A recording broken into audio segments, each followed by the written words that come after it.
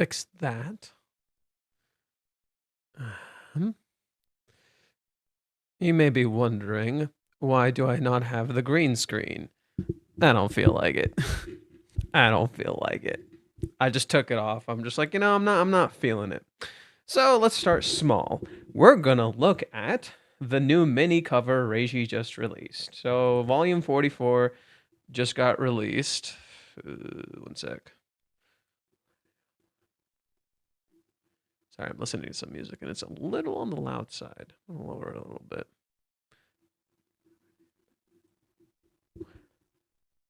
Sorry, it's really. I'm listening to the song from Final Fantasy 14. Let's see. Twitter. Oh, be careful. I don't know what the heck is going to pop up from Twitter. Okay. Don't worry, we're not going to do some crazy big fucking analysis or anything like that. So don't you worry. We're going to keep this simple and to the point. Simple and to the point.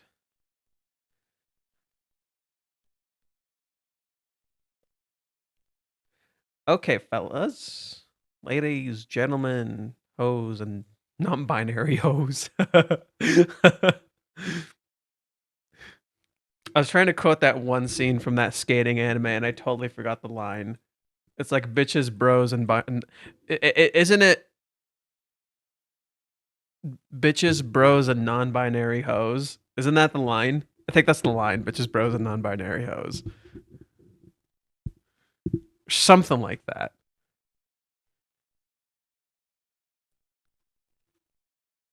Anywho, let's Oh jeez, I gotta shrink myself. Whoa. Or shrink myself. Is that a xenomorph in the background? No, that's the thing from Death Stranding 2. I'll just pull it up just so Death Stranding 2 mech.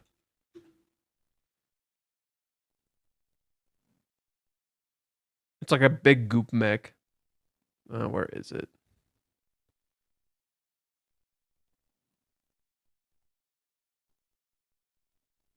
Tar. Yeah, this bad boy. That's what this is. The big tar mech.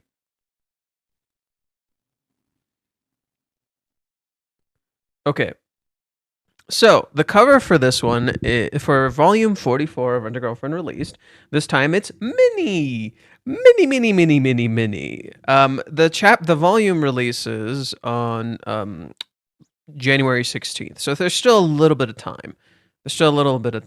Now this is uber duper cute. Like for one, it's uber duper cute. Let's just get that out of the way. It's really fucking cute. But there are some cool details I wanted to point out. I feel like this entire thing is like a massive shit show. And that's kind of like the best part. It's a big, massive shit show. First, let's check something. I'm curious if what Minnie's shirt says is the same thing that it says in 389. In 389, she wears a shirt and it says something. I'm curious if it says the same thing.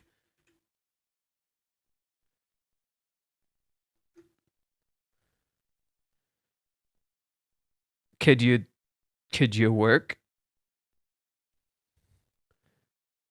Yeah, I think it says the same exact thing. So the shirt reads, "No place like Tokyo." Yeah, it's the same shirt. It's the "No place like Tokyo" shirt. So okay. She is also drinking the same exact. This is a pretty popular drink in Japan, by the way. I hear this thing is like boppin'. I hear this thing is a boppin'. But yes, she's also drinking literally the. You see it right here. It's labeled as 296 here, but the actual real drink is 195. So this is the real drink. And Rachel just like put it in Minnie's hands. Now there's some interesting cool details. Again, we're keeping it short. I love this. Reiji does this thing where there's like this constant dichotomy between like one side has something, one side doesn't have said thing, it has something else. So you start from the bottom, sock, no sock. You go to her fingers. She put fucking chips in her fingers on one side, and then the other side you see her nails. But then that one side you don't see her nails. Then you go up and you look at her shirt. Her shirt is one side is showing her shoulder, one side isn't showing her shoulder. You go up to her face. You have one side wrapped up in in a oh my god, I can't speak, in a braid or something. Not a braid. This isn't a braid. Fuck, it's a little hair thing, little hair tie. She has a little hair tie, and it looks like Chizuru's hair tie, by the way. And it had her streaks, her blue streaks. One of them is tied up. The other side of her has that little what is it? That has that little cute mascot thing. And then right here, her bangs are being opened with the little things up here. Huh. And then in the dead center of the middle is Minnie blushing. And what do you see? A pokey stick on her mouth, making you think of the pokey game. So all of this, do you want to know why Minnie is here? Do you want to know why Minnie is at the cover of this and not Chizuru? Do you want to know why? It's so simple. It's a brilliant fucking maneuver. It's so fucking simple. It's hiding the kiss. The kiss takes place in this volume. Chapter 385, the kiss takes place in this volume. Now, how does Chizuru hide the kiss? In plain fucking sight. In plain fucking sight. Here, Minnie is crying, she's drinking, and it's the scene of her reacting to the kiss. And Minnie has the pokey stick on her mouth, literally like Chizuru in chapter 387. When Minnie is over, what do you constantly see with Chizuru? Right? When Minnie's over, what do you constantly see with Chizuru? Food and a whole bunch of other stuff that's distracting from the fact that this was about the kiss. And what do you see with Chizuru's mouth? The chopsticks are literally on her mouth. Constantly. The chopsticks are literally constantly on her mouth. Because she's thinking of the kiss. This is Minnie seemingly hiding the kiss in plain sight. She's reacting to the kiss. Pretty cute. But there's also like all these references and all these other things almost like hide that in plain sight, right? Like when you see the pokey on someone's mouth like that, you literally think of the pokey game, you know, where they both eat the pokey from both sides until they kiss. You're literally thinking the same thing. So it's literally nodding to that. But the funny thing is, this is Minnie seemingly recreating that scene, literally like she recreates it in the chapters. Right? In chapter 389, what did I just show you? She's literally recreating. If it'll load.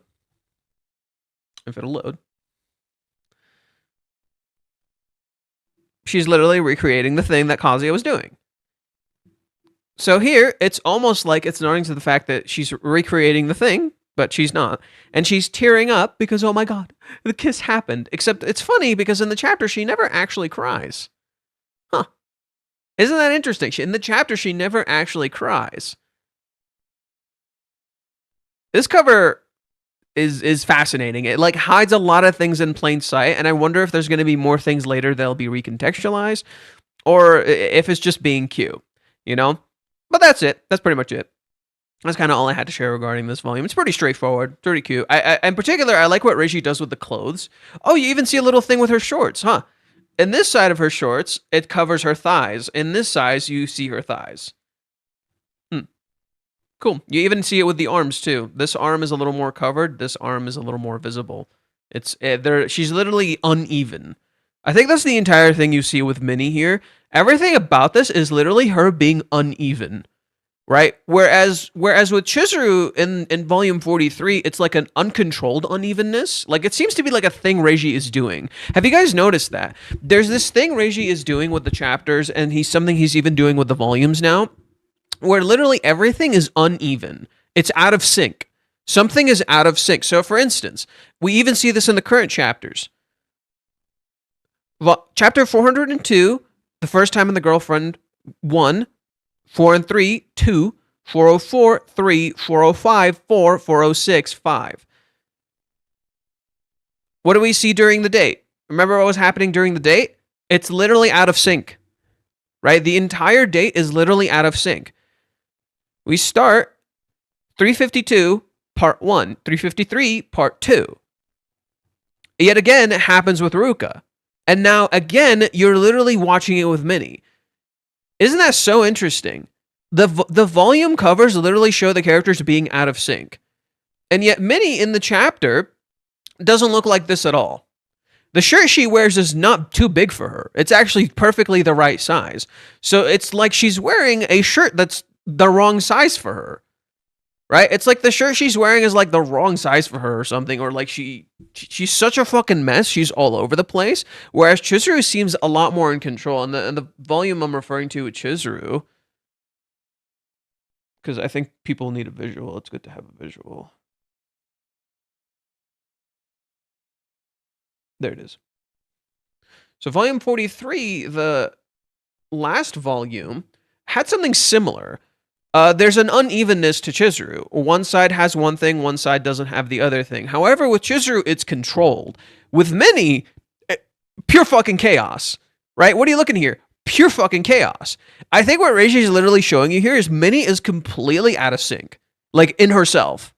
I think that's such a cool detail. Like, you're literally seeing a complete shit show. And that is the cuteness of Minnie. The cuteness of Minnie is that she's a total fucking shit show. And that makes her adorable. So yeah, in contrast, Chizuru is like controlled lack of symmetry, whereas Minnie is kind of the source of the lack of symmetry, right? Minnie is present in this conflict of lack of symmetry. So this brings us to the current chapters. So let's talk about that really quick. Something I noticed recently, like I was just telling you guys a second ago, the chapters are literally out of sync. The chapter numbers 406 part 5 is literally out of sync with itself. Literally, like Kazuya and Ruka are out of sync. Literally like how in the date, Kazuya and Chizuru are completely out of sync. The Ruka relationship is actually completely indicative of that. The characters literally being out of sync is the fucking point. Kazuya is completely out of sync with Chizuru and completely out of sync with Minnie. And completely out of sync with Ruka. That's what's happening here. The idea to me is that Reiji is literally creating this. Look, initially I'm like, okay, I feel like that was the point, right? When I was reading the chapters, we talked about this prior. When I was reading the chapters for the date, my girlfriend or the girlfriend and love, or the girlfriend and koi, when we were reading these, I already thought, like, okay, the chapter's numbers being out of sync was the point. But I'm like, maybe it's just a coincidence, right? You could say it's a coincidence, maybe, right? But now you not only get this chapter, right? These sets of chapters, this little mini arc with Ruka, also being out of sync with the chapters purposefully, right? And then what do you have here with Mommy? Again, out of sync. 400 part 1, 401 part 2. Again, out of sync. 398. Okay, that one doesn't count. Those guys don't count. Let's see here. This one's also out of sync, but these don't count because that's like more of a bigger out of sync. Yeah. No. I think those like chapters like the Mommy chapters, the Ruka chapters, and the Chizuru chapters are all literally out of sync on purpose. And I think Reiji knows what he's doing. And what reinforced that to me is first volume 43, and then of course now volume 44, with literally like it's the most obvious out of sync thing you can literally look at. Literally, sock one side, no sock on the other side. What is it? Shorts slightly pulled up here, shorts not slightly pulled up here. There's a lot of attention to detail. This side you can see the color of her nails. This side you don't see her thumb, but you do see these two fingers up front, and they have little Pringles on them. Then you have here, right? You can see part of her shirt, not part of her shirt. Here you can see her shoulder. Here you can't see her shoulder. Here, one of her bang, right? Part of her hair is tied. And it has, it even has the little streaks, the blue streaks tied up there. And then this side has that little thing here. This side has that. And these two sides are also literally out of sync. One side is covered, one side is showing. Literally, literally losing, not only losing control, but literally out of sync. literally not matching. So to me, when Reiji does something like this, and then the volume before that one also had something similar with Chizuru, where is it? It was right here.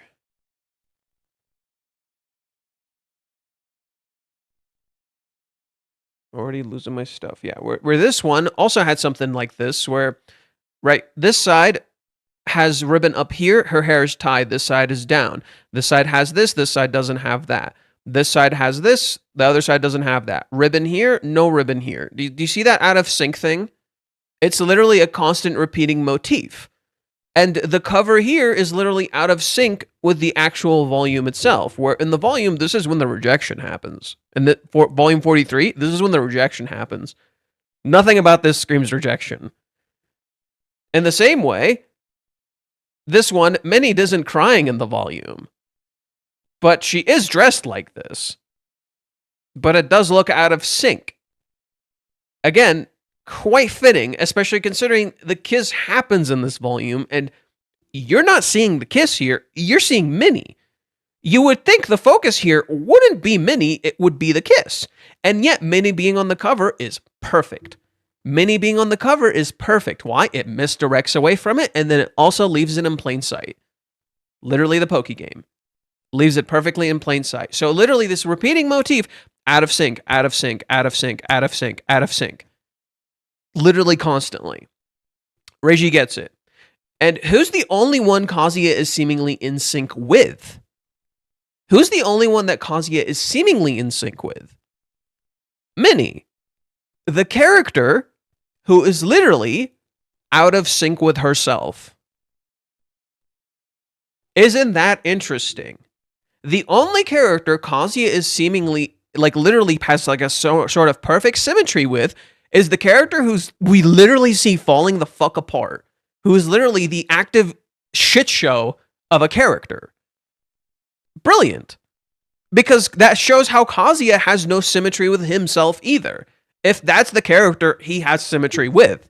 The person who's literally out of sync. Reiji cooks, dude. Reiji cooks. Okay. So, I guess the first thing we can look at is Mute's post. So I'm going to go find that really quick. Just move it to the side here. Hey, consider this foreshadowing. At some point, I'll play the Resident Evil games. Consider this foreshadowing. Well, I played Resident Evil. Already. Okay, on stream. There we go.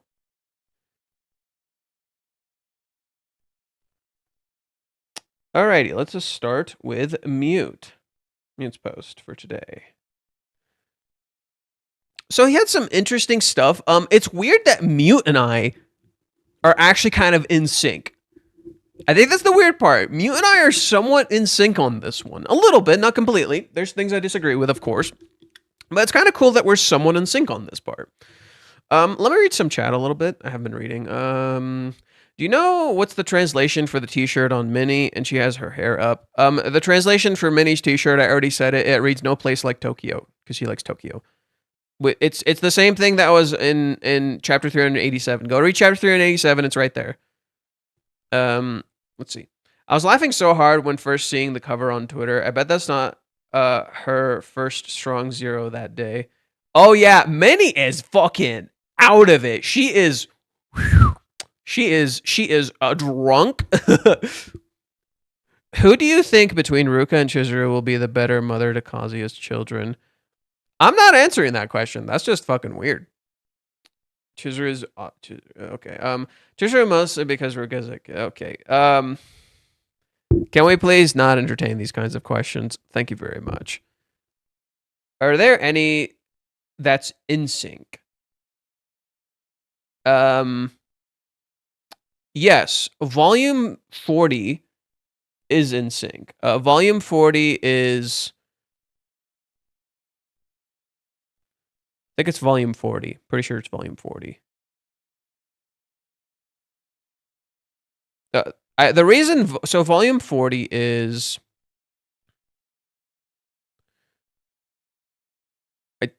yeah, this is volume 40. This one has much more symmetry to it. Let me see if I can pull it up.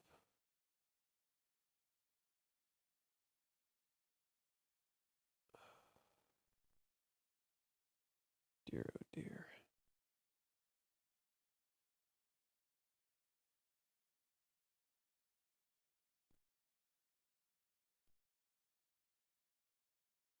So volume 40, if I can fucking find it, is a little more in sync. In sync as in chapters. I'm too lazy to look through them. No. The out of sync thing started with the date. That started with the date. Now, there is something we could look at that could be interesting.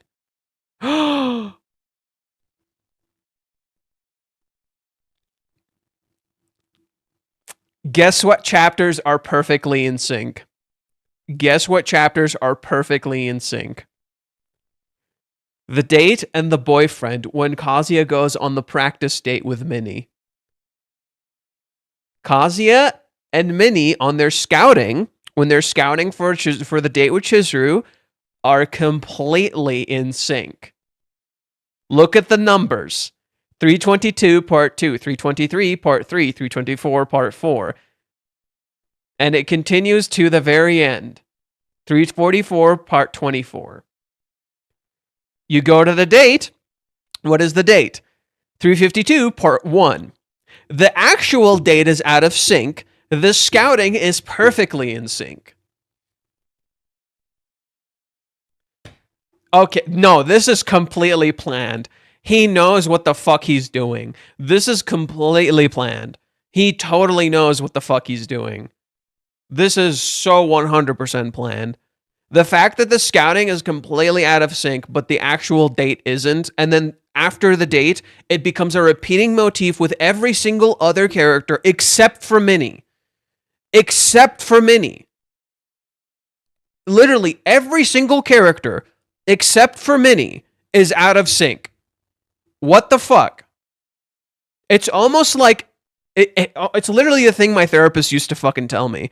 Like, Minnie isn't necessarily toxic, but this works well here. My therapist used to tell me, like back when I used to actually go to therapy, when you interact with a toxic person, and when you constantly interact with a toxic person, it makes you toxic. In that same logic, when you interact with someone who's out of sync with themselves a lot, and you become like really close to them, you start getting out of sync with yourself. Because guess what? In the beginning, Kazuya disagreed with Minnie. A lot. Right? Minnie made some good points, but he knew when to disagree with her. And now, all of a sudden, seemingly everything Kazuya does and says is literally exactly what Minnie says and does. He's literally an echo of her. He hides, he runs, he's not honest with himself. Kazuya is in sync with an AI. Pretty much. Right? He's out of sync with himself. He's losing track of himself. And you see this out of sync thing perfectly. Where? Where do we see it? Kazuya is quite literally out of sync with his own body. His mind is literally out of sync with his body. You see it when Ruka is seemingly assaulting him. She's literally on top of him. His body reacts to her, but he doesn't have control over his body. You see that in the whiplash in the last chapter. When we're on last chapter, what was I explaining to you guys? It has this motif of whiplash, where one page, you have Kazuya imagining something, the next, instant disgust. Gets horny, instant disgust. Right? I'm going to deal with this, runs into Ruka, freezes up. Repeating motif of whiplash, whiplash, whiplash, whiplash. Literally, he's out of sync with himself. Okay, so let's see.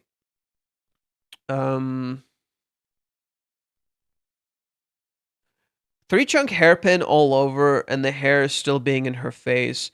One sock, the type of hair tie. This is also chaotic, hence me thinking she is drunker than ever. Yeah, Minnie is absolutely extra duper drunk. I also think the three pins That's that. The pins don't even like look well put on. They like really stand out, right? The pins don't even look well put on. There's like 4 things on her hair, but 3 of them are the same, and then 1 of them is different. I think that's really interesting. 3 of them are the same, 1 of them is different. The hair is still on her face, and her hair's a mess. Her hair's an absolute mess. But the fact that there's 3 is really interesting because you go to the Chizuru one, and there's a repeating motif of 3s, and that's because 3 is Kazuya's number. So you'll notice 1, 2, 3. 1, 2, 3. 1, 2, 3. There's a repeating motif of 3s. There's literally 3 3s on Chizuru, and then there's 3 things on Minnie's hair. Just saying. It all kind of clicks. Do you remember when Ruka met Mommy and told her she is fine with poly relationships? No. Not like that.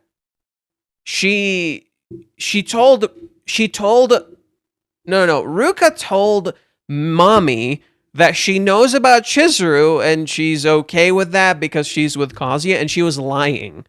And Mommy saw right through it. Mommy saw right through it. She's like, "You're fucking lying." And she could tell. And then she called her out later. In Hawaiians, she literally called her out. She's like, "You're pretending. You're not actually okay with it."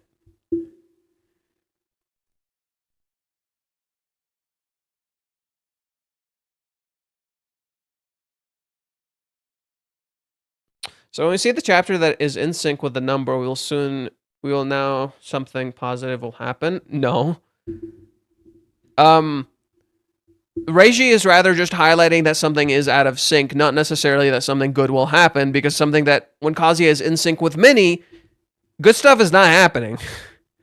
So that's not the point. He's telling you he's in sync with the wrong person. Why do you think Minnie is crying though? Oh, it's simple. It's nodding back to... So look, why is Minnie crying? I'll highlight it to you. We'll start really simple. Oh, okay. Not what I had in mind. Okay. So, last time... So okay, let's start with this. This is a reference to the 3-month time skip, but in reverse. Minnie finds out at the end of the 3-month time skip that Kazuya and Chizuru kissed, and she cries. Here, what is Minnie doing? What is Minnie doing? She's fake crying to mimic Chizuru, not because she's actually crying. She's copying Chizuru's tears. But if you go back to the 3-month time skip, when Minnie found out about the kiss,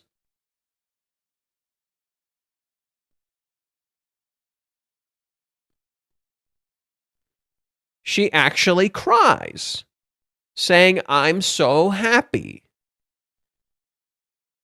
Here, you see Minnie fake crying. So when you're seeing Minnie cry here, it looks really genuine. It looks really real. But in the chapter itself, she doesn't actually cry. She fake cries. Is this cry real?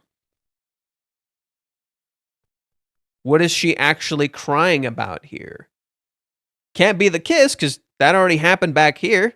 So what is this alluding to? You don't know. It gives you the impression it's about the kiss. The impression is that she's crying about the kiss, right? She's a total mess. She's crying about the kiss, but it almost looks like a breakup too, right? She looks like a mess. What's she crying about? Is it a good thing? It looks like a good thing, but it could also be a bad thing. She's out of sync. You don't know. We're so busy looking at how cute this is that we don't realize the point. Oh my god, there's another thing. Here, there's no bang covering her ear. It's just the big streak. Here, there's a bang covering her ear. Found another thing. Because she moved the bang over here. So, we don't know why she's crying. Because in the actual chapters that are shown, she's not actually crying. She's mimicking Chizuru's tears. Which, by the way, Minnie can just cry on command. And then here, she's actually crying and happy. Huh. Weird. Again, out of sync. This reminds me of the Doctor Who episode, some alien parasite parrots what a certain character says and gets so good it says the words before the person does. Creepy. I don't remember which Doctor Who episode that is. I've only seen... So it's been a while. I haven't seen it in a very long time. I saw 9th Doctor, 10th Doctor, 11th Doctor, 12th Doctor, and then a bit of 13th. And I got bored. And I dropped it. Speaking of which... Yesterday, I had 2 different experiences. First, I saw the new Avatar, which blew me the fuck away. I was really surprised. I was like, wait, James Cameron fucking gets it. What the fuck? So the new Avatar is actually really good and actually made me like the second movie because now it like brings the second movie all the way around. You're like, oh, I see what he was cooking. I see. Shit. All right, then. And then, so like I had a great experience. I really like the new Avatar. I actually think it was really, really fucking good. Great visual experience, great story, a lot of good stuff. James Cameron fucking gets it.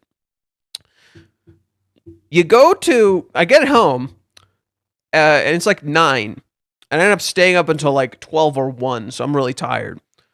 And I watched the new Stranger Things episodes. What the fuck? Like, look, I already felt like they were fumbling extra hard with season 5. I already felt it from the start. But wow. Wow. Really dropping the ball, huh? Really dropping the ball, huh? Like, wow, extra duper double fumbling so fucking hard. And like you can see it in a whole bunch of stuff. Like they literally just like there's a scene where they just straight up forego the physics that are introduced in the scene in favor of writing character drama. And I'm like, could you do both? No? You're gonna go with the stupid fucking route? Okay, whatever. So yeah, I literally have an amazing fucking experience, and then I get home and I have like a really dumb fucking experience. I'm like, wow.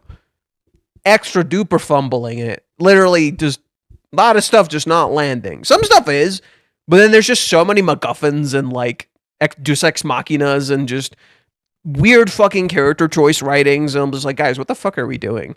We're like reenacting season 1 and 2 for no fucking reason. And those, and like the bad parts of those things. Anyways, sorry. Didn't mean to go off track there. Just, came up to me and I'm like, yeah, that was kind of not great. And now I'm not even excited for the finale. Like they have the finale on like December 31st. I kind of don't even care. Just, yeah, whatever, guys. Great fumble. Anyways, back to what we're talking about here. So 406. I think we talked about most of the stuff I want to talk about with Minnie. Was there any other questions in regards to the cover? Anything else you want me to talk about? Also, that goes to the chapter 195. I wonder what it actually references. Okay. Let's go to 195. 195 is... Ooh. So 195 is when Chizuru and Kazuya are on the slide. A lot of it is the focus on Kazuya's feelings about touching Chizuru. Which, what do we see with Minnie here? What do we see with Minnie here? Minnie is constantly touching Kazuya. and reenacting Kazuya touching Chizuru. Huh. So Kazuya and Chizuru are touching here, and Kazuya is reacting to that. It's too much. I can't even think. I want to touch it, her thighs. I want to bury myself in them. I want to touch her, right? It's about wanting to touch the other person. This is going to be relevant to what we discussed today, because a bunch of this is around desire and wishing to touch someone else. Okay. Kazuya gets down. My brain is seriously fried. And then we find out Chizuru was hiding something in regards to Mommy. Mommy's saying bad stuff about Kazuya. It kind of seems like you're in love with him. If you take things too far, it might... Ooh. Are you in love with him? It kind of seems like you're in love with him. Hey, Minnie. I thought you were just his friend. The fuck are you doing? Sure kind of seems like you're in love with him.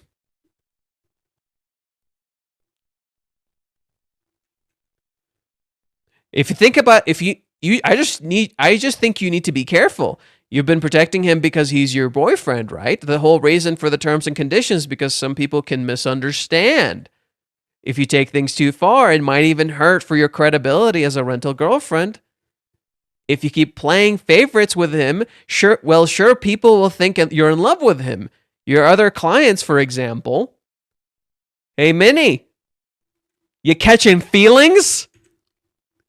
No, the whole idea is, I knew it. You know, Chizuru's son, you strike me as the type who would bear any burden all on your own. Sometimes you've got to rely on other people.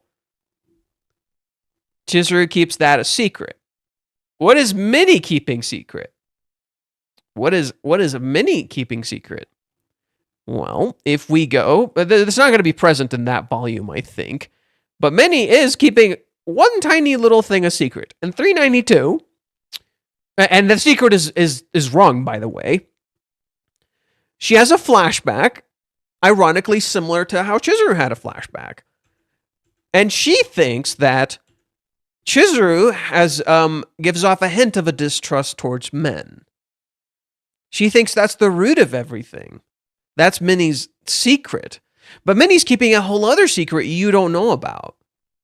And that's the fact that you don't know what she's thinking and what her intent is and what she wants and what she's doing here.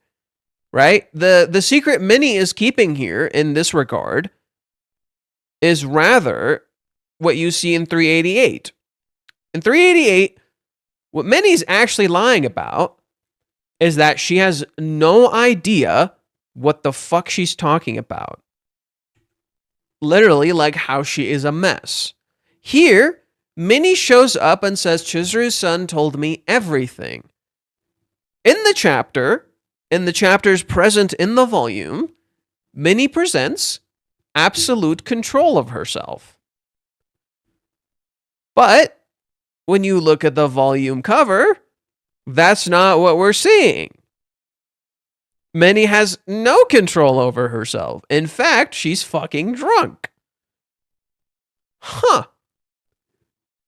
In that same way, what do we see here? Chizuru is actually not in control, because what happens right after this? She lost her bra. Chizuru presents the idea of being in control, when in reality, she is not in control, because who is actually in control? Mommy. Mommy is in control in Hawaiians. Minnie literally mirrors Chizuru. She is out of sync and not in control of herself, just as Chizuru in Hawaiians was not in control of herself. Interesting. Now, if we go to the other drink she has, which was 296, let's go to 296. That's the other number on the actual drink.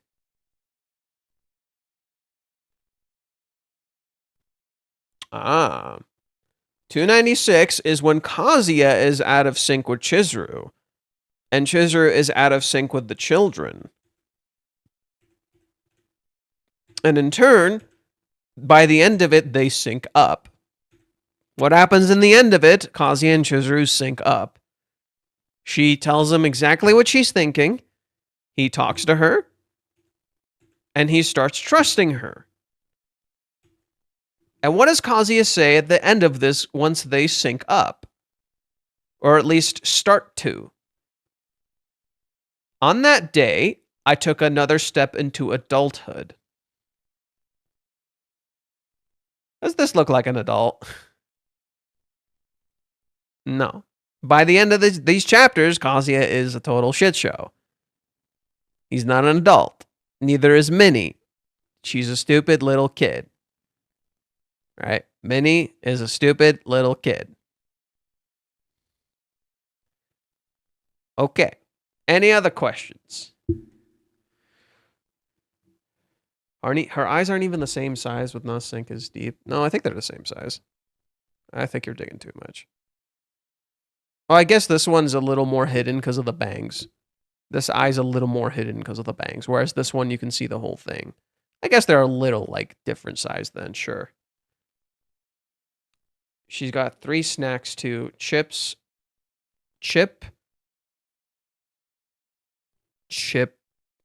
and Pokey. She's got 2 snacks. She has 3 things. Like, she has the chips, she has the drink, and then she has the Pokey. But there's no third snack. This isn't a snack. This is a drink. So she has like 3 edible she has 3 things she can consume: the drink, the chips, and the Pokey, all of which are open. Can AI cry mean Minnie will do something that Minnie wouldn't do normally, like blindly affirming Kazuya?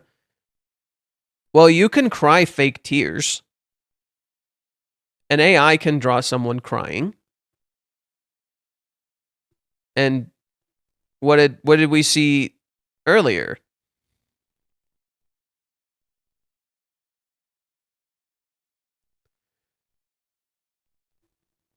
Chapter 391. What does Minnie do? Tell Kazuya a whole bunch of bullshit to reaffirm his feelings, and what happens in the end? Kazuya cries based on bullshit. And Minnie calls his tears diamonds. Just like Chizuru's rental, just as Chizuru's rental agency is called Diamond. These aren't real feelings, these are fake feelings. Because the AI, in this case Minnie, merely just affirmed something he was already thinking. It's not the truth. What he's getting here is not real. It is fake. In fact, what does Reiji do before Minnie gets to Kazuya? Oh, look. She turns one way, the AI panda follows her. She turns the other way, the AI panda follows her.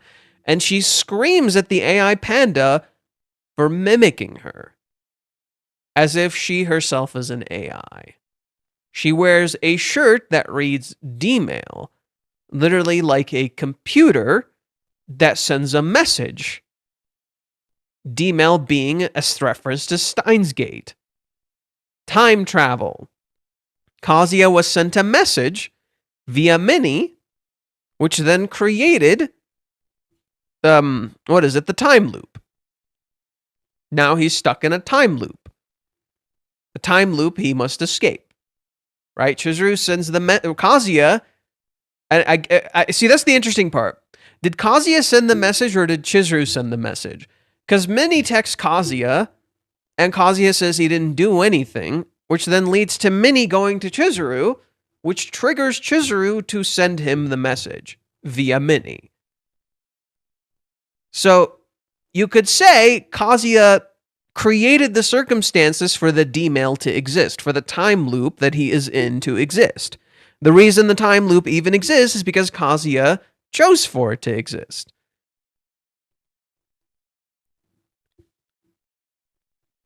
So, yeah. Makes you wonder, did Chizuru start this time loop, or did Kazuya? Or is it both? Interesting. We'll actually get into reading Mute stuff now. I think we put it off for a while. I think I've read everything. Kazuya put the banana in the microwave. He didn't do the math behind it. Fake feelings, yes. Okay, this is the analysis and impression piece with the satisfaction rating of 406. The theme this time is Ruka bad or is Kazuya bad? Neither. It's yes and no, both. Whenever Ruka appears, opinions split between the Ruka defense squad and the Kazuya defense squad. But here, I'll dig into it a little bit. But both are fucking up. I kind of talked about this before. Kazuya has the emotional leverage. Ruka has the physical leverage. And in many ways, it's both, but we'll get into that. First, the opinion that Ruka is in the wrong is that she's selfish and disregards Kazuya's feelings, going on a rampage without giving up even though Kazuya is telling her to break up. However, there's a background to why it turned out this way. Oh, come on. Come on.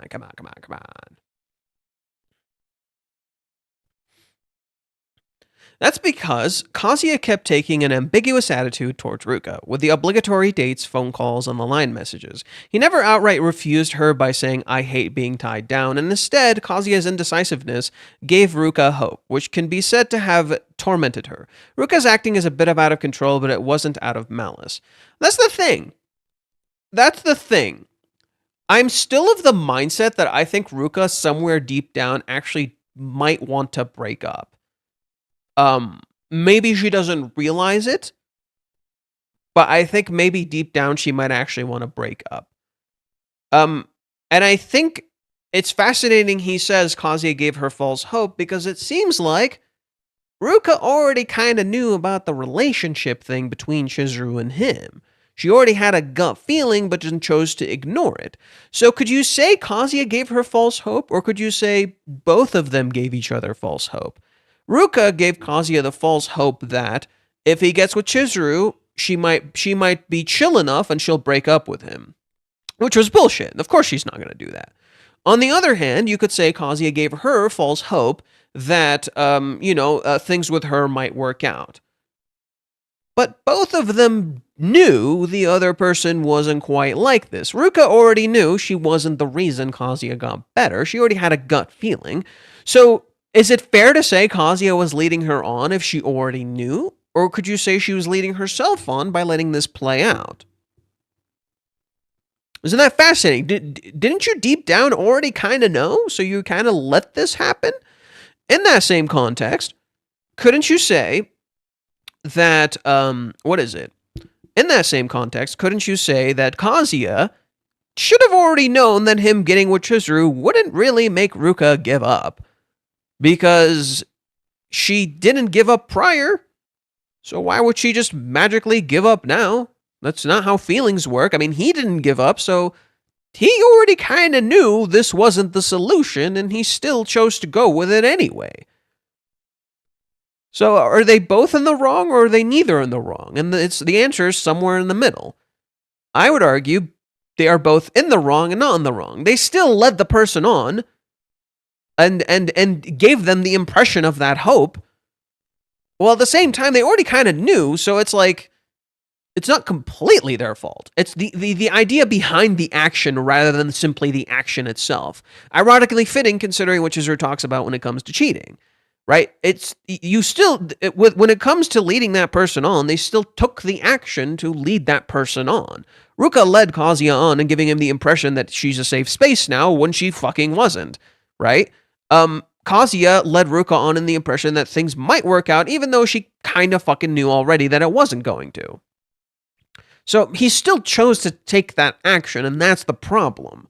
Whereas when the actual thing was happening, when Ruka was assaulting Kazuya, he didn't actually do anything, but his own lack of action resulted in this situation. You can't really completely blame him on that. That's Ruka doing this. She seemingly took advantage of something he refused to address in himself. In that same way, Kazuya does something similar to Ruka in chapter 406. In chapter 406, and the thing I think people don't recognize is that Ruka acting like she is here does not invalidate what she did in the chapter, and I think people don't understand that. Kazuya being framed like a fuck up here in chapter 406 does not invalidate what Ruka did in the previous chapters. Rather, it's highlighting something very, very simple.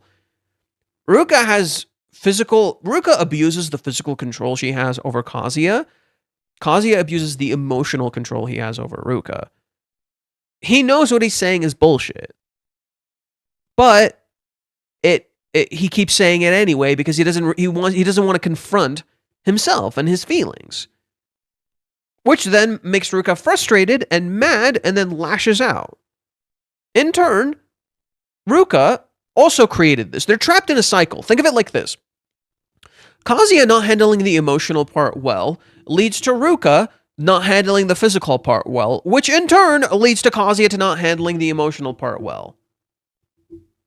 It's a fucking cycle. It loops, right? The reason Kazuya is not able to handle the emotional stuff well isn't solely just because of himself, but in part because of what Ruka herself did. So naturally, they can't actually have a real emotional conversation because Kazuya can't fucking have an emotional conversation with Ruka. She abused his feelings, and so naturally, he can't open up to her. He literally felt abused by her, so he can't fucking trust her. So he can't open up to her.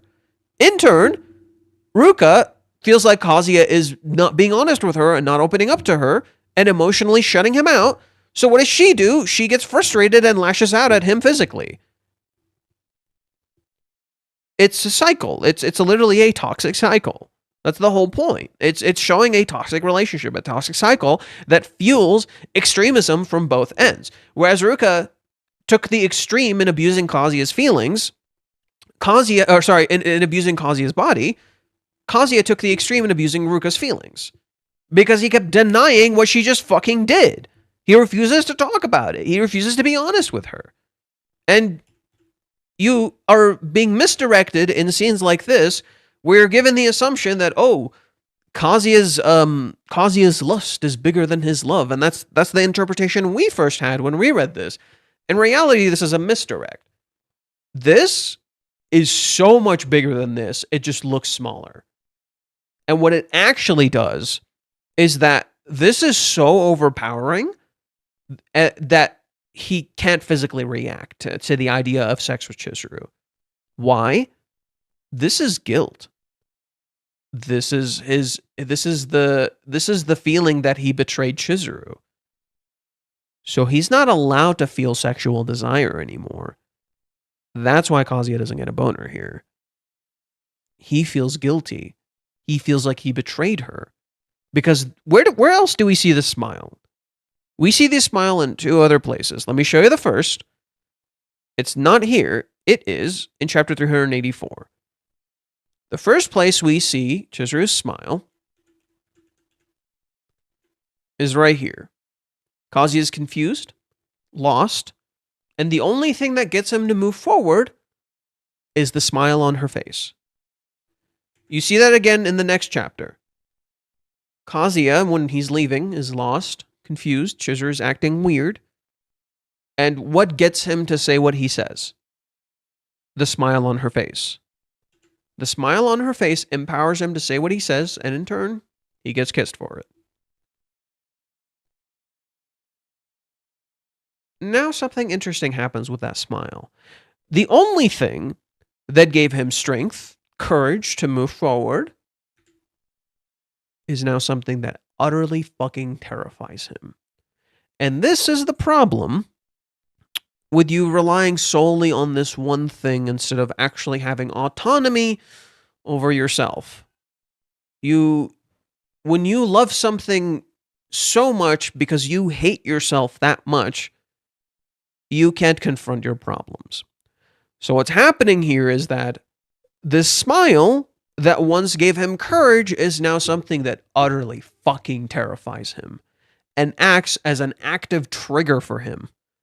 So now, whenever Kazuya feels any modicum of desire, this smile is going to flash in his head and is going to be like, hey, this is what you lost.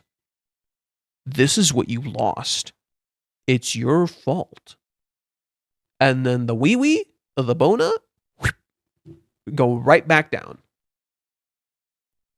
AKA, Kazuya now has troubles in bed. That's the setup. At least that's what I think it is. Kazuya now has troubles in bed. Right? He's gonna reject his sexual desires every time he feels them. And guess what? You literally see that right here. You already literally got foreshadowing of it right here. He's literally wiping his boxers as if to get rid of a blood stain. He imagines Chizuru's reaction, and he says, either way, it doesn't matter. It'd ruin everything. I don't think I could ever get it back, her affection, as if to say, if I ever told her. Rudius arc.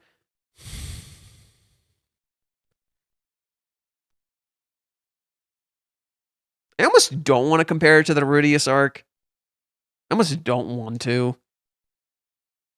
Just because bleh. It's like yes and no. Yes and no. Because, yeah, what Rudy needed was like kind of safety, I guess, because he didn't feel safe, but this isn't quite like that. This isn't quite like that. Think of it like this. Rudy had sexual relations with someone. He opened up to them and then they left him, which made him feel terrible because he opened up to them. The issue with Rudy is that he bared himself to someone, he showed himself, he let himself be vulnerable, and he essentially felt rejected in them leaving. Kazuya isn't quite like that. Kazuya didn't actually ever really show himself to Chizuru in this way. In this regard, in terms of his sexual feelings. However, he was rejected for his love. Now, what's happening to Kazuya is kind of the opposite. He's repressed his feelings so much that they constantly come out in ways he can't control. And what happened? Someone took advantage of that. Ruka took advantage of that. And now Kazuya feels like he wronged this person whom he deeply loves. So whereas Rudius's trigger is that he was taken advantage, he opened up to someone and they didn't like him anymore, Kazuya's is the opposite. Kazuya is like survivor's guilt. That's kind of the closest I can get it to you. What Rudy went through was not necessarily survivor's guilt. It was like being abandoned. Right? Kazuya here is more afraid of being abandoned. Rudy was abandoned. Kazuya is going through survivor's guilt in a sense, where maybe not the same way. Maybe I should rephrase it. Not survivor's guilt. Victim's guilt. There we go. Victim's guilt. Like he was a victim. He was powerless. He couldn't do anything, and he blames himself. He thinks he's in the wrong. So whenever he gets Chizuru's smile, he feels like he wronged her. So I can't say it's just Rudius's arc. It's not the same thing. With Rudius, it's literally like he opened up to someone and they rejected him. That's how he perceives it. With Kazuya, he didn't open up to anybody. They made him open up. He didn't have a choice. And he thinks because he opened up to the wrong person, he betrayed the person that he loves, even though it wasn't by choice. Do you see the problem? That's kind of why I don't like the Rudius arc. Like, you know, just like, oh yeah, what was it? What did Rudius go? I forgot what they labeled it as. Just like troubles in bed arc or something, or like what's the term? It's like when your dick doesn't get big. I forgot the term for it. It's like something malfunction. ED. Erectile dysfunction. That's what it was. You could have just wrote that. Why'd you write ED? You could have just said erectile dysfunction. But with Kazuya, I think with Kazuya, it goes so much deeper. With Kazuya, I really think it goes so much deeper than Rudy. Whereas Rudy is like I guess there's a similarity in both characters being horny, but like Rudy's kind of actually creepy. Kazuya isn't creepy, he just thinks he's creepy. Rudy is actually fucking creepy. Kazuya isn't. Kazuya just perceives himself as creepy. Rudy fucking is. Rudy actually is. Volume 44 covers chapter 382 to 390. Yeah, those chapters had a lot of mini and quite a few fitting for the volume cover. Yeah. Zumi no longer have emotional control over Chizuru, or is it that Chizuru knew how to disguise it and resisted Umi's attempts to... Your mistake was assuming Umi had any control at all. Because he fucking didn't. All Umi could do, the only thing Umi was able to do when it came to Chizuru wasn't emotional control. He had none. What he did was in reality control the flow of the conversation. That's kind of it. Umi actually had no emotional control over Chizuru whatsoever. You know who does have emotional control over someone? Kazuya over Ruka. Kazuya over Chizuru. But Umi actually had no emotional control over Chizuru. All Umi could do was use like a bit of guilt, and that's perceived guilt, not necessarily actual guilt. All Umi actually did was just control the flow of the conversation. That's kind of it. Like, Chizuru never felt really guilty about Umi. She clearly never really felt bad. Like, what's there to feel bad about? That's his own fucking damn fault. Everything Umi did was his own damn fault, and I think he kind of knew it. She felt bad in that she needed to reject him, but she always felt bad in rejecting people, and she was gonna do it anyway. Right? Chizuru was gonna do it anyway. Clearly, Umi had no emotional control over her. Kazuya, however, does, without realizing, have emotional control over Ruka and emotional control over Chizuru. Kazuya, without realizing it, has been using Chizuru's guilt, and he doesn't know he's doing this because Minnie kind of got in his head. Right? Chizuru does feel a lot of guilt, and I think in order to address that guilt, they kind of have to fight. I really think, in order for Kazuya and Chizuru's relationship to move forward, they need to get into a fight. So they can both let go of their guilt and let go of all these things they've been holding on to. Just let it all out.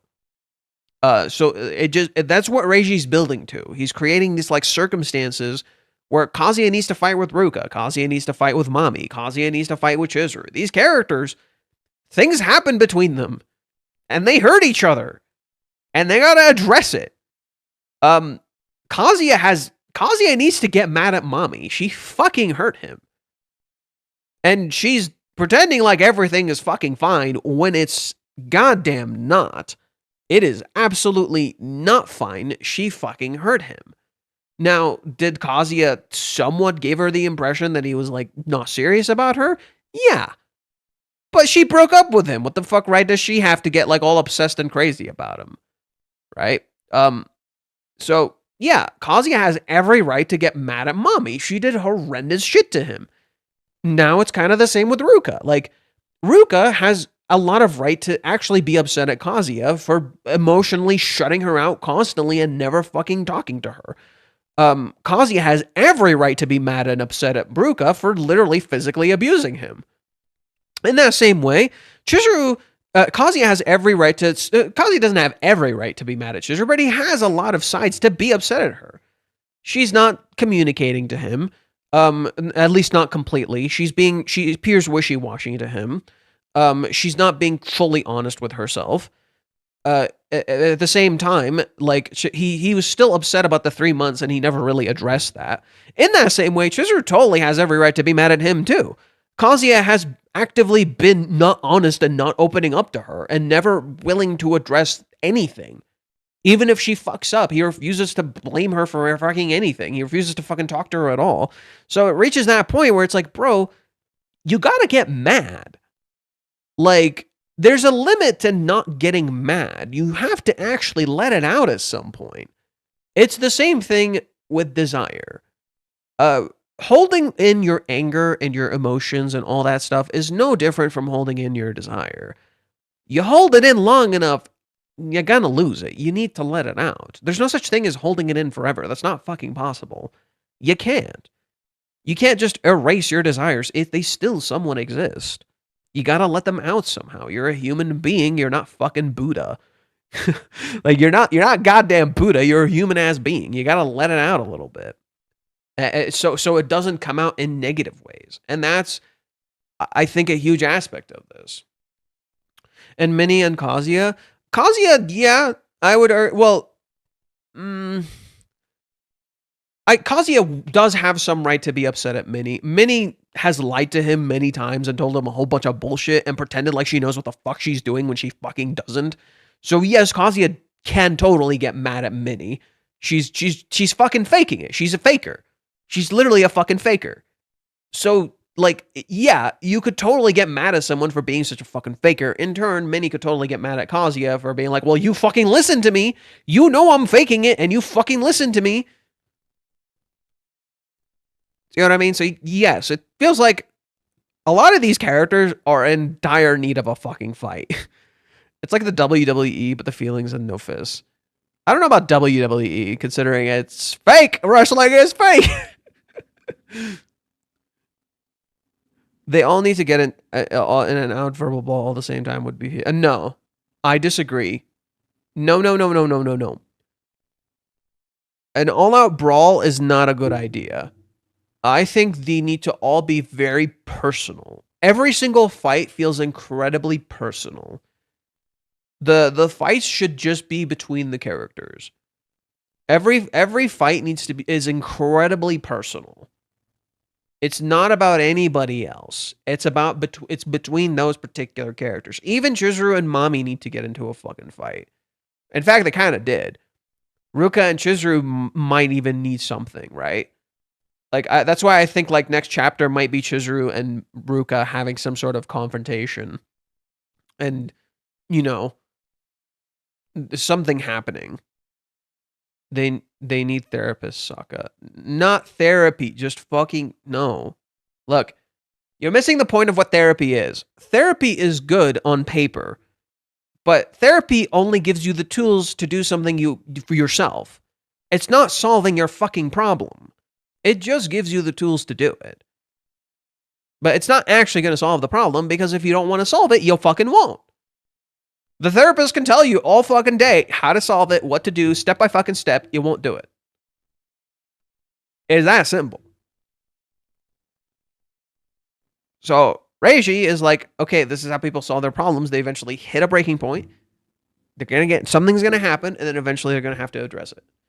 Anyways, we keep getting off track like crazy.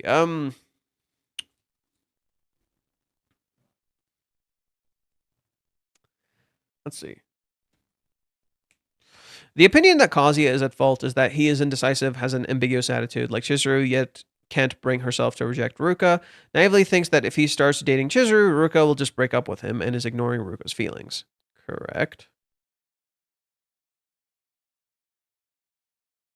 That's correct to some degree. However, this stems from Kazuya's kindness and sincerity. Also true. By clearly rejecting Ruka, it can be interpreted as not wanting to hurt Ruka or simply being overwhelmed by Ruka's assertiveness. Kazuya has no malice, but his kindness and sincerity end up hurting Ruka in return. Yeah, pretty much. It's when kindness and sincerity becomes hopeless. Well, that's the thing, though. I would say this is more kindness, less than sincerity. He's not being sincere. This is more like, I think a lot of people don't seem to realize Kazuya is not being honest here. I think a lot of people seem to not realize Kazuya is not being honest here. So, yeah, kindness and agree to, but sincerity, not so much. And it's when kindness can become hopeless. When kindness is not kindness anymore. It is something completely different.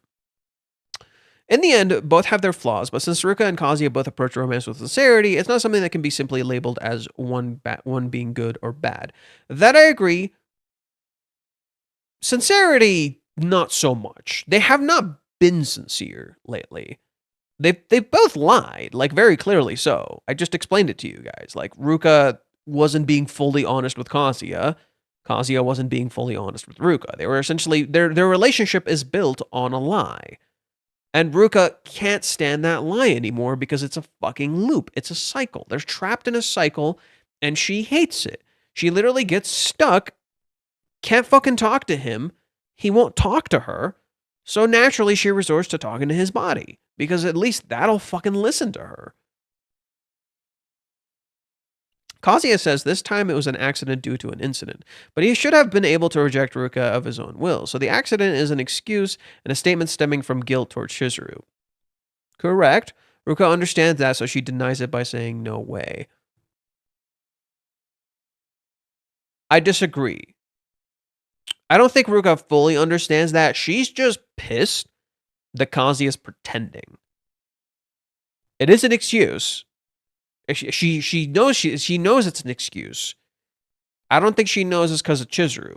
And the reason I can say this is because I think by the end, that's when she realizes it. You don't realize Chizuru is an excuse. I think a lot of people don't realize the statements here are an excuse until Kazuya in the very end tells Ruka here, don't tell Chizuru about this. That's when it's like, so that's what this is about. That's what this is all about. You're pretending like it was like all about these other things. This is what it was all about. Not anything else. It was about Chizuru. It was always just about Chizuru. Not you. Not what you just experienced. Right? This isn't about what he just experienced. It's about not being unfaithful to Chizuru. But you literally just experienced physical assault and you refuse to fucking admit it. The fuck, dude? Do you see the problem? So I don't think it's completely accurate to say Ruka knows this is just about Chizuru. No, she's just upset that he's not addressing himself, that he's belittling himself, that he's ignoring himself and lying. He's constantly fucking lying to her. That's what I think Ruka sees. The excuses, the lies, the pretending. She can't stand the pretending. She doesn't want to pretend anymore. At least the cliffhangers haven't been that brutal, and now the second last chapter of Volume 407 will come out on the 6th of January. Not brutal, but still hurts to wait that long. Yeah, it's still a little rough. Lois and Shuro's half-forwards, half-hands fight is a good example of how it should go based on your description. I don't know who those people are. Ruka's obsession, if it were in real life, would be in case for a judicial restraining order. Okay. Don't talk about law, because clearly you don't fucking understand it. Don't talk about law, because clearly you don't fucking understand it. First, I'm going to just tell you right now, first, literally nothing would happen in this kind of relationship in Japan. Nothing. Kazuya could try, and nothing will happen. I'm telling you right now. So don't pretend like you understand Japanese law or law at all, for that matter. No. Two, when you introduce law into this picture, you're kind of ignoring some incredibly important nuance here. One, it can be very easily argued in a case that, oh, you two have a relationship. And like, yeah, while she did this, you kind of emotionally led her on too. So could you say it's totally her fault if you're the one who's like emotionally leading her on, but then emotionally shutting her out? Is that totally her fault? Do you see the problem? No, there is no actual cause for this. There is no real big case for this. Yes, what Ruka did is wrong. Yes, what Kazuya experienced is totally sexual assault, and it was wrong. However, in your fixation, in fixating on this person committed a crime issue, you're missing the bigger picture. Yes, she did do this, but you're missing the fact that the reason this even happened is because Kazuya refuses to actually address this about himself. While at the same time, yes, Ruka crossed the line, and that needs to be talked about, but it's something that can be talked about between these two characters. You're acting like Ruka is completely unreasonable, and the narrative reinforces that to you. Ruka is not that unreasonable. She's unreasonable when she's physically assaulting him. She's not unreasonable when it comes to actually talking when she's calmed down. So I think there is a lot of nuance just kind of being removed here, and that this situation transcends right and wrong, bad and good, and rather it's about just talking, seeing someone, and understanding them. The unfortunate truth is that both of these characters have hurt each other. Ruka has physically hurt Kazuya quite a lot, and Kazuya has hurt Ruka emotionally quite a lot. And it has become a perpetuating cycle. It has become this perpetuating loop where Kazuya emotionally hurts her and Ruka physically hurts him. And it's a repeating cycle. So that is the problem. When you look at the history, when you look at this carefully, it is literally a toxic relationship. And you can't say you could try to take this to court, and maybe in some country you could make this work somehow. If you take it out of context. If.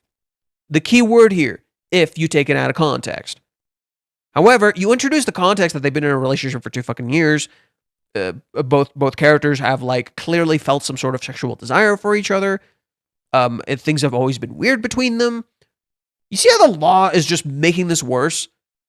The law isn't always the solution to every single fucking problem. Yes, what Ruka did under different circumstances, especially if she was a guy, could be constituted under some sort of criminal case or something. Which is an important lesson for her to learn. That she has this privilege that nothing is going to fucking happen to her. While at the same time, the fact that she is in a relationship with him and the fact that Kazuya is so nice also adds to the fact that nothing would really happen to her. Whereas someone else might have been cruel. And I think a part of Ruka knows that. And that's something that needs to be addressed. And that's what I think she's trying to get out of him. Stop being fucking nice and actually fucking talk. Be upset. Get mad. That's why I'm not liking this law throwing around the fucking laws and cases and all that bullshit, because it demeans the conversation and only fixates on a singular aspect of what a character did, not what the story's trying to talk about. You're just pissed. You're just pissed that this happened because you don't like this thing, and I understand it. These are very uncomfortable topics. This is not something that the story is taking lightly either, but don't just toss around laws and cases and orders and judicial bullshit to try and justify something about a character. And rather, just try to understand what is the story trying to talk about and how will it be addressing it. Because the story has discussed sexual assault in the past. And Chizuru has talked about pressing fucking charges, like against Kazuya when he was near her. When she's like, if you fucking touch me, I'm going to press charges. Like, the story is very keenly aware of sexual assault and its importance within the narrative. It's not something it takes lightly at all. And it fucking knows. My issue is that I think people are just like not understanding the topic and just kind of want to fixate, okay, Ruka is a sexual predator. When that is both true and not true. That is both true and not true. There's a truth to it, absolutely, and there's also something that's not completely true to it either. So I'm going to stop here for now. We can continue this a little later. Law won't work that much for another reason. They're an official couple that hasn't broken up. That would complicate it even more. Yeah. Especially in Japan, where they were just kind of like, oh, you're already dating. What the fuck's the problem? And, you know, Japan having like really weird standards for gender would probably dismiss Kazuya's feelings a lot. Plus, Kazuya isn't the type to really do this. Yeah, you know, Ruka is younger. Kazuya perceives her as younger. The court would also add on to that. She's literally younger than you. You're physically larger than her. What the fuck are you talking about? Whereas in other countries, they may be a little bit more understanding of this. What needs to happen for Kazuya to change, because he's just got sexual assaulted and he's still the same person, and don't address the confront Ruka about it. I just don't know how his mentality will change. It's already changing. Your mistake is assuming Kazuya is not changing. It's already changing. It's already changed. Kazuya is reaching that point where he needs to talk to someone. And that's going to escalate and escalate until he has to actually open up to another person. That's how it's going to change. That's how it changes. He's been pushed to a point where he has to tell someone something. And that'll keep escalating and escalating until he is gonna open up to someone. In particular, most likely Chizuru. Most likely Chizuru. Because Minnie is the person he usually opens up to, but it's not solving his problems. Because Minnie doesn't really talk to him. So how Kazuya deals with that in the future is going to be interesting. I think a fascinating comparison Reiji might strike in the future chapters is possibly Kazuya talking to Minnie and Ruka talking to Chizuru. And that would be an interesting contrast to happen, to be like, okay, look at how Kazuya and Minnie talking doesn't go anywhere, and look at how Chizuru and Ruka talking might actually really go somewhere. You see what I mean? So that's why, like, Kazuya is going to feel really stuck talking to Minnie. I really bet Kazuya is going to feel extra duper stuck talking to Minnie, and he's going to feel extra frustrated. And is going to add on and add on and add on, even if he himself doesn't realize it. The thing is, we know 400 chapters of context, and we're presented every step, here able to hear the man's thoughts. The judicial system does not, independent of it is the U.S., Canada, or Japanese law. Correct. That's a huge factor too. It's like we constantly hear exactly what Kazuya is thinking, whereas Ruka doesn't. Everyone around them doesn't. It's not. Kazuya has told Ruka he's felt something for her in the past. See what I mean? So yeah, it's more complicated than that. It's like in the cafe when Minnie and Chizuru were arguing. Kazuya didn't participate and say what was on his mind. That was the problem from the fucking start. You literally described the core fucking issue. That's a perfect example of the issue. So far, this is Minnie's 4th volume cover. Something like that. She doesn't have very many. No proof, knowledge, or drive to confront this behavior exists from the law, Kazuya, or anyone else. The sad part is that psychologically Kazuya accepts himself as guilty for having been sexually assaulted. Okay. Yes. Clearly. Can we not toss around big words like psychologically? Like, I know, I just feel like maybe you don't understand that. I'm not trying to be mean to you. I feel like you don't know that much about psychology, but like, yes, Kazuya has already somewhat viewed himself as guilty. He already perceives that Chizuru would think he cheated because he physically reacted to Ruka, not recognizing that he's essentially been assaulted. Kazuya's essentially having this clash where it's like, on one hand he was assaulted, on one hand he thinks he actually gave in and did something, so that's why he hates himself. Let's continue reading what Mew wrote. Hearing Kazuya's statements, Ruka-chan is young after all, makes me think, if she weren't young, would second place be okay? If she weren't young, is what Ruka doing completely justified or no? Right? She gets to get away with it because she's young. Is it okay that she's second place if she weren't young? See the problem with why that doesn't work? Where Ruka doesn't perceive herself as young. So when Kazuya says this, she's like, fuck off, this is stupid. That's a problem. However, Kazuya is thinking that he doesn't want Ruka, or who still has a future ahead of her, to say things that would lower her own value. Yeah, but Ruka doesn't care about that. Like literally, his kindness is hopeless. It doesn't matter. She doesn't care. That's not how she perceives it. So when he's trying to be so kind to her, it's like she's like, that's not how I look at it. That's not how I'm looking at it. Ruka denies it here too with no, but in these short words is hidden a strong will that says, I don't care about my future or being young. What I need is you. Yeah. Which in of itself is childish. That's the whole point. Ruka has always appeared very adult, like she knows what she's doing, but now the mask is cracked and you're truly seeing this vulnerable, messy kid underneath. That's what I'm loving so much about these chapters. That Ruka has always acted very adult. Ruka has always acted a very particular way. And now you're really seeing that crack. She's just a kid. She's just a kid. She knew she did something wrong, but she doesn't want to be treated like a kid anymore. She wants to be treated like an adult. And that's the problem.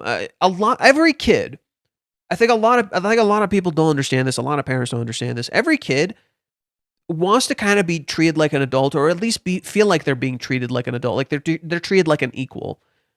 This is a little kid. Like, let's just look at her. Just look at her. She just did something bad. You don't get the inclination she did something bad. You don't feel like she did something super horrendous, but she did. And she kind of knows it. But she's this little kid sitting down.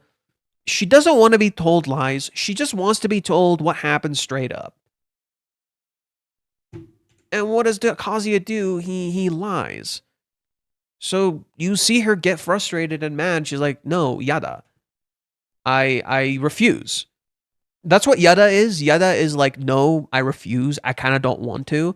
Whereas what Chizuru says, dame, is more akin to don't do it. Because she's essentially saying, Kazuya, don't love me. Whereas Ruka is like saying, I don't like your narrative. No way. I disagree. That's what she's saying here. No. Right? She's turning away here, but she clearly wants to look. She wants to turn up and look. She wants to feel like he understands. She wants to feel like he sees her. She doesn't feel seen, so she gets frustrated. And then this is the only time she really looks at him here, where he demeans himself, but she sees him. And again, look at her. She's like a little kid. She's like all curled up. She's like this little thing just lying down on the ground. This dichotomy between what Ruka did, this super adult and heinous act, contrasted by this seemingly little kid just sitting down, literally like almost like in a fetal position, knowing she screwed up, is so good. It's so effective. Because she knows she just did something horrifying. But she just needs to be talked to. You just have to talk to her. Like, she knows she crossed the line. She's calmed down. She's clearly like a little more centered like this. And you just have to talk to her and help her realize what she did is terrible. It's like, think of it like this. Like I get it. You can't always nuh-uh is a good translation. No, it's yada. Yada is childish, but nuh-uh isn't not a really good translation. It's childish, yes. It's a little more childish, yes, but nuh-uh, no. That's too childish. That's too. It comes off as sarcastic. There's a problem with saying it like that. It comes off as sarcastic, too childish. It can be interpreted a lot of different ways. No is effective. The problem is there's a nuance to the no. There's a nuance to the no of no way, I don't want to, I disagree with this, something like that. It's a personal disagreement. Whereas dame, the one Chizuru says, is a selfless disagreement. Don't do it. It's about, the dame is about you, the yada is about me. It's selfish. So no, it doesn't work, unfortunately. I think you're completely wrong. What Reishi's doing here, in my opinion, is brilliant because it's framing Ruka like this kid that you can talk to. When she was doing the thing, you couldn't talk to her. Now that she's seemingly calmed down, yes, you can. No, a restraining order would not solve this. It would make it fucking worse. Jesus Christ, why are you like this? Look, I'm going to warn you right now. Anyone in chat talks about the law like they fucking understand it and that the law is the solution here, you're getting a temporary ban right now. Bacon, that's in effect. Anyone talks about the law like they fucking understand it, ban them for like 20 minutes or something. I'm telling you right now, final warning. If they just came in, if they're brand new, they just get a warning. If they just came in and they're brand new, they just get a warning. If they've been here for a while and they've said it before, you give them a temporary ban. Understand? Okay. And to think now to a twist of fate, Kazuya was about to accept Ruka, but if Mami and Chizuru hadn't shown up at that karaoke place, the story might have ended right there. No, it wouldn't have. It wouldn't have worked out. Do you want to know why it wouldn't have worked out? It's Kazuya lying to himself that he can move on when he can't. It actually wouldn't have worked out. He would have regretted it. The story was literally setting it up to say, hey, look, that could have happened. It didn't. It's not a twist of fate. It's not a coulda, woulda, shoulda. It didn't, period. And it never would have. It's not a twist of fate. It is Kazuya's own actions and Chizuru's own actions quite literally coming back to haunt them. If it didn't happen then, it would have happened at another point. The sad truth is, Ruka would have never worked out, period. If it didn't happen at that point, it would have happened at a later point. That's the sad truth. There would have been regret, and the Ruka relationship would have ended. Kazuya was not happy with her. It would not have actually worked out. He would have continued to regret it. He would have regretted it for the rest of his life. No, it would not have worked out. That's just the simple fucking truth. That's the sad truth of the Ruka-Kazuya relationship. It was never, ever going to work out. Because at some point, Kazuya would have regretted it, and Ruka would have realized, and they will break up in the future. And it would suck for both. That's the problem.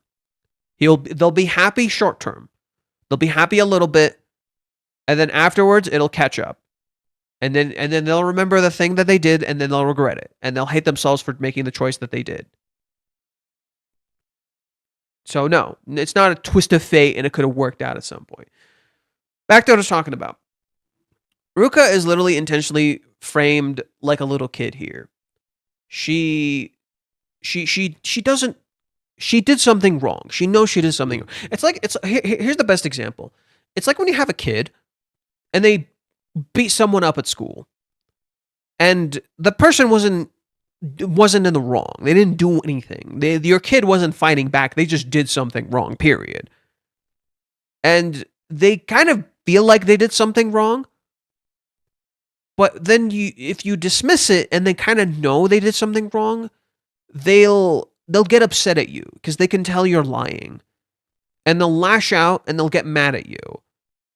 That's literally how Reiji's framing this. Reiji has such a fantastic understanding of children because of the way he depicts Ruka's character. She just did something really bad. She knows she just did something really bad. And she just wants Kazuya to talk about it and address it and just be open with her and just tell her like she did something bad. She just hurt him, and he doesn't. Ruka really just wants to be talked to. Like, and I don't think she even knows this. I don't think she knows how to communicate this. I don't think Ruka fully knows how to communicate this to him. And just tell him, like, just talk to me. Just tell me, just admit what just happened. Because she has all these emotions flowing through her, and Kazuya doesn't know how to navigate them. He literally doesn't know how to be a parent. He quite literally doesn't know how to be a parent. So when she's asking these things that are childish, Kazuya just says, seriously, you idiot, what? Look at how he turns childish. He doesn't know how to talk about this. And she's literally like a kid just asking this question, and she doesn't know what she's actually asking. Because in reality, what is Ruka actually asking right now? She says it right here. Then what about with me? That's what this is actually about. Not Chizuru. This is not about Chizuru. She didn't want Kazuya to admit he would want to do it with Chizuru. That's why she gets mad. Because what she actually wanted was for him to say, like, okay, look, something bad happened. I felt something here, but I feel like you really hurt me. Like, you need to get into the nuance of what you just experienced, you know? And that's what Ruka was actually asking, and Kazuya couldn't call her out on that. Just as Ruka doesn't know how to call him out on what he's asking. She's a kid. She doesn't know how to communicate this to him. And this is, I think, one of the biggest moments right here. When Kazuya says, besides this kind of thing isn't simple, it's like it has a mind of its own, maybe you wouldn't get it. Maybe you wouldn't get it. And then he says, I know that's terrible for me to say. I'm so pathetic. He knows he's talking about some bullshit. No, your dick don't has a mind of its own, dude. Your dick don't got a mind of its own. Yes, of course it's gonna fucking react. But don't excuse what just happened as it has a mind of its own. Because you can't control your body at the moment. That's what Kazuya is essentially saying here. He doesn't have control over his body at the moment. So naturally, he wants to disassociate from his body. He wants to lie. And Ruka gets upset at that. He's telling her, you wouldn't get it. You're a stupid kid. Just like at the very start, he told her, "You're young, you shouldn't say this stuff." Why not? Why not? She doesn't understand. You keep just telling her he is kind of justifying. He's well, rephrase that. Elaborate. He's not simply justifying. He just keeps saying you don't understand, and he's not telling her how she doesn't understand. Oh, he's kind of justifying himself because he thinks he cheated. Yeah, kinda. But it's like, it's literally guilt mentality. It's literally guilt mentality. Don't be ridiculous. I mean, this is way more complicated than love or certain feelings. What do you mean? What do you mean? Right? He's not explaining. He says you wouldn't get it, and he won't explain. So he's constantly being dismissive, which just gets her fucking mad. Why are you being so dismissive? Why are you not talking about this? She's leaving. I don't feel like we've resolved anything, though. With how worked up she got today, there's no telling what she'll do. Have you considered you're making her worked up? Have you considered that, like, just because she's worked up now, it doesn't mean she's actually going to do anything? You don't know. And that's the problem. Kazuya keeps trying to control her emotionally. That's kind of the issue. Kazuya keeps trying to control her emotionally instead of just talking to her and letting her be her own person. However, this is a byproduct of Ruka's own actions. Do you see how it's a loop? It's literally a cycle. She's trapped in a cycle. I was being completely serious about what I said before. Things didn't go my way today, but until you take my first time, I won't give up. I think it's important that Reiji does not show her eyes here. I think it's important that Reiji doesn't show her eyes here because I don't think she actually believes what she's saying. Yeah, I don't think she actually believes what she's saying. And Kazuya said that's never going to happen. Instead of just, that's his problem. He keeps denying her. Instead of denying her, just acknowledge what that would mean if she did it. Talk about the thing. Fine. Let's say it happens. What then? Get into the details. Get uncomfortable. Kazuya keeps wanting to deny it ever happening or ever existing or any of that stuff. He never gets into the nitty-gritty, uncomfortable details. That's how you take charge of the situation. You get into that uncomfortable shit. I wonder what would have happened if Ruka actually understood Kazuya. Elaborate. What do you mean? Understood what exactly? Elaborate. What do you mean? I'm going to keep reading what Mute said for now.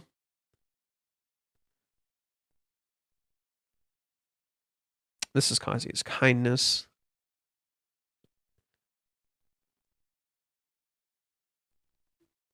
Ruka shows delighted expression when Kazuya says those words to her, so that's how you can tell. Ruka feels that Kazuya cherishes her, and while that makes her happy, at the same time, she also feels sadness and being told that Kazuya is not that suitable person. Yeah. And I think that's sad that he views himself that way. I think her saying no is almost her cherishing him. And I don't think Kazuya sees that. That's something I think most people don't see here.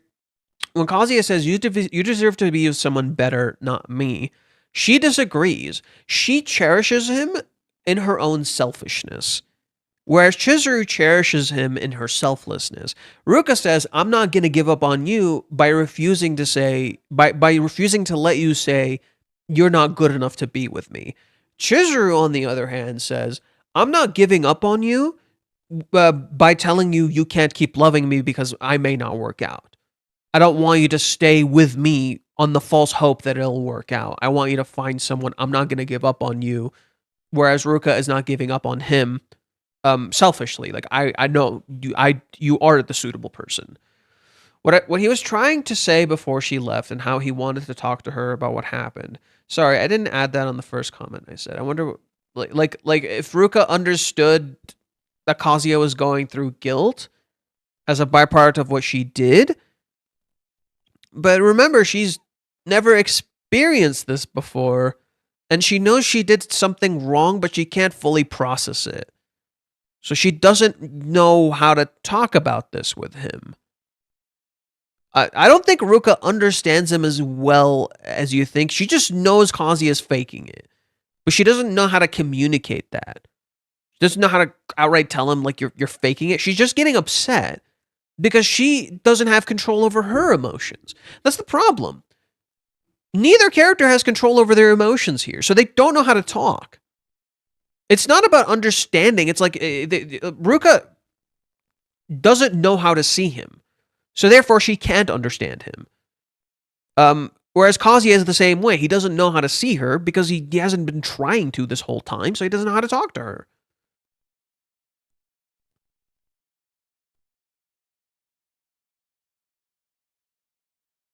He never says he does not want it.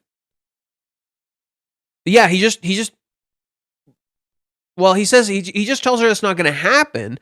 But yeah, he never outright tells Ruka, no, I did not desire this, because he knows he can't fucking hide it. He did.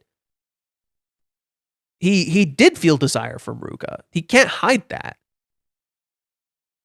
Ruka's abrupt and rude question carries meaning. It's because Ruka understands that the heart and body are different, so she deliberately asks in a straightforward way to prevent Kazuya from vaguely glossing it over, probing for Kazuya's true feelings.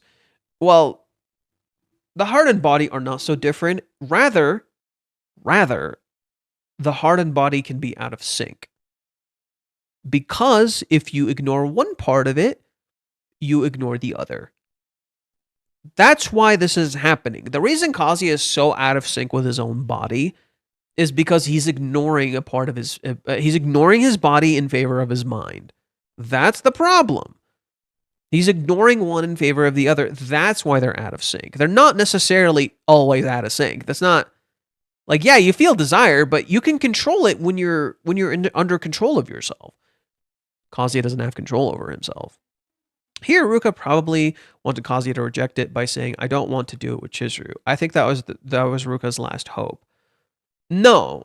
I disagree. I don't think so. He's referring to this. This isn't actually what Ruka wanted. What Ruka wanted here, in reality, the real thing she wanted was what she asks him right here. Then what about with me? Would you do it with me? Right? It's not some last fleeting hope, clinging on in hope that he'll give up on Chizuru or something like that. Because if it was, she wouldn't have gotten upset. Because she knows he's lying. What she wants him to actually admit here is that he feels sexual desire. This is not about clinging to some last hope. Ruka isn't ironically doing that. Rather, she's trying to find a reason to, like, just talk to him. However, Kazuya honestly answered Chizuru that he honestly answered that he wants to do it with Chizuru. So Ruka becomes blatantly displeased. When asked by Ruka if he wants to do it with Ruka, it would be dishonest towards Chizuru. If he honestly said he doesn't want to, it would hurt Ruka. So Kazuya has no choice but to vaguely dodge the question. And no, he does have a choice. He chose to do it in a way that would ultimately hurt Ruka. No. That's an excuse. I disagree.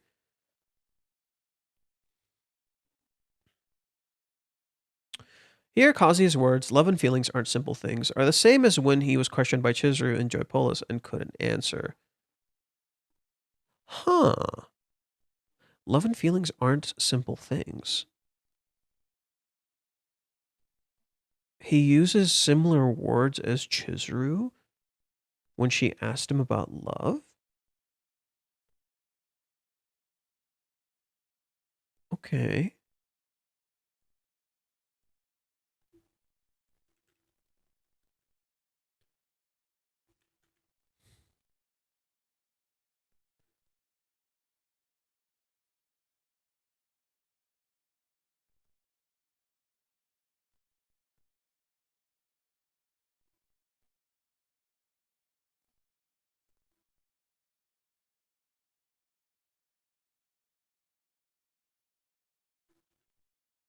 I wonder where he says it.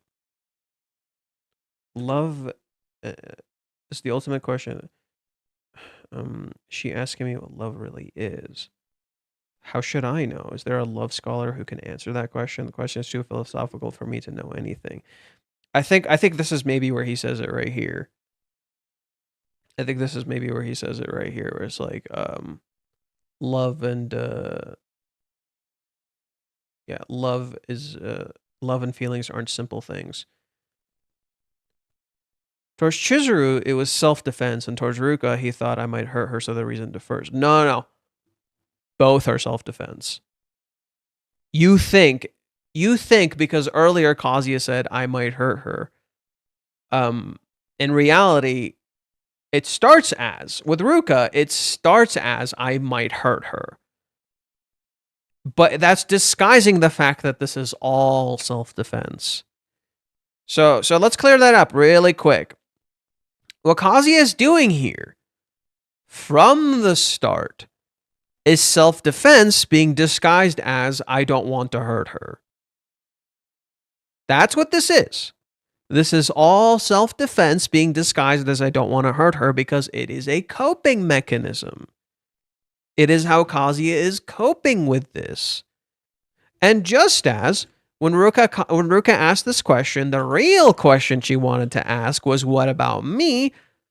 Everything Kazuya says, the real thing he actually wanted to say was, don't tell Mizuhara about today. That's what he actually wanted to say. Just as what Ruka actually wanted to say is, do you want to do it with me? Because she wishes to feel desired. Because Kazuya never makes her feel desired. He never touches her. He never interacts with her. She never feels desired with him. So the fact that his body reacted to her when she was physically assaulting him gives her the hope that she could feel desired from him. And she knows that he reacted and he had a physical reaction to her, even though he wasn't moving. So that his body reacting like that leaves her with that fleeting hope. That's what you're misunderstanding. The fleeting hope that Ruka has is that his body reacted to her.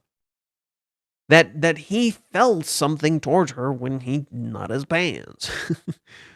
That's the fleeting hope that Ruka has. Not anything Kazuya actually says.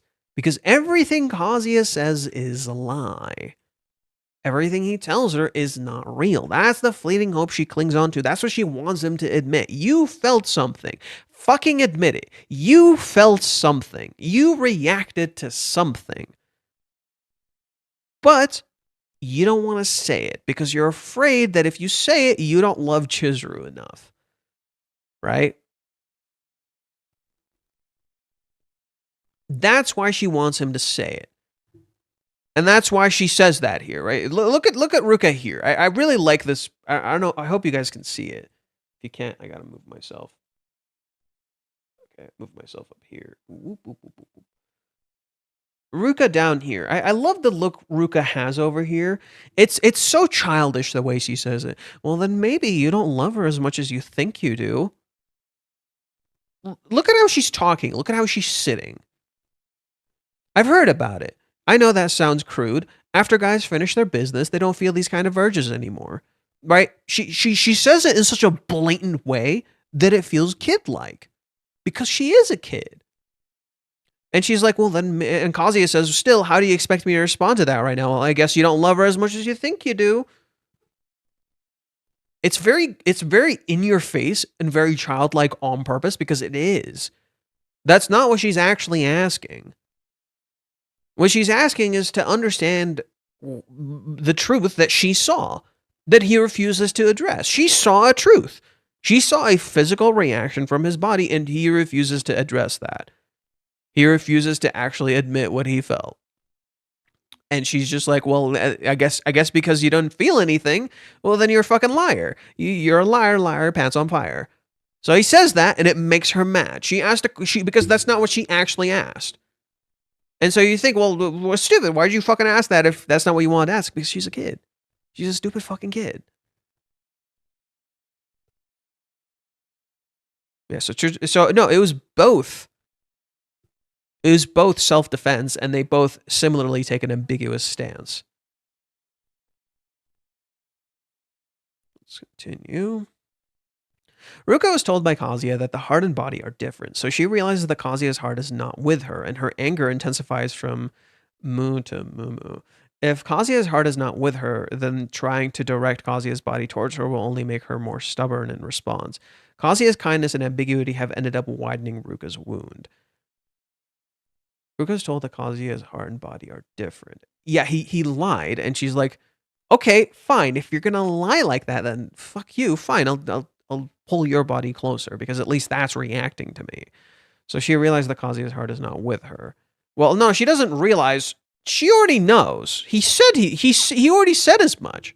So that doesn't really hold up as an argument. He already said as much that he doesn't love her. He loves Chizuru. So she already knows that. What she's saying is that, but you felt something towards me. What does that mean? Ruka is not wearing the ribbon when she returns home. The ribbon is a symbol of Ruka and an item that makes her look cute. But by not wearing it, we can interpret this as reverting to her true self, no longer their usual Ruka. This expresses that Ruka's mental state is different from the norm. Yeah, I'll expand on this later. I agree. I'll expand on this later. I think that's a decent takeaway to have here. Literally, a symbol of who Ruka is and has been is gone. When Kazuya spoke to Ruka, she must have had some kind of expectation, but the fact that it turned out to be, please don't tell Mizuhara about today's matter, causes Ruka's anger to reach its peak, escalating from to complete silence. Yeah, like, she's slowly more and more getting mad, and she literally snaps right here. You see her literally snap at him right here, right? Shut the fuck up. She literally says, shut up. You shut up, right? Like, I'm curious how she says it in Japanese. She's just like, you shut up. And then she's like, I'm talking to your body. You're the one who said that, right? She's like, you're not going to talk to me. I'm going to say that. But I think the biggest thing I want you to notice here, I want you to notice something very big here. Ruka doesn't show much hesitation here. There's not much hesitation in what she's doing. Look at when hesitation pops on her face. Right here, you see a little sweat drop. She gets mad. You start to see her. Look at how she seems a little more under control here, and then here she starts getting messy. Literally, the visual depiction of how she's being shown gets a little messy, and you start to see a little sweat drop. She then asks about this, and she feels really, really vulnerable here. I love the shot Reiji does of her eye here. She's so vulnerable. She's so incredibly vulnerable here. And Kazuya sweats, freaks out, and doesn't want to address it. Ruka gets mad again. Again, there's a little bit of a sweat here. She runs away, and notice how, again, there's a little sweat, and there's a little sweat here. That little sweat drop on her face shows hesitation in what she's saying. She doesn't have full confidence in what she's saying. She's a little scared. She's yelling at him, and she's just lashing out. Right? She doesn't actually know what she's saying. She's just lashing out. And then Kazuya says this, and again, you see the sweat drop. There's a consistent way that Ruka looks. Hesitation mixed with anger, and I can't believe he said that. She gets to the bottom of the stairs in silence, turns around, and looks at him. And this is the only time she says this without hesitation. This is her. This is honest. There's no hesitation in her words here. She's just content and being mad. She didn't react here. She took a minute. She got down to the stairs, and then she said what she said. She looked him dead in the eye, and she said this. Right? Notice how when Kazuya says this, he looks away. Here, looks him dead in the fucking eye. Straight to his face, and then she runs off.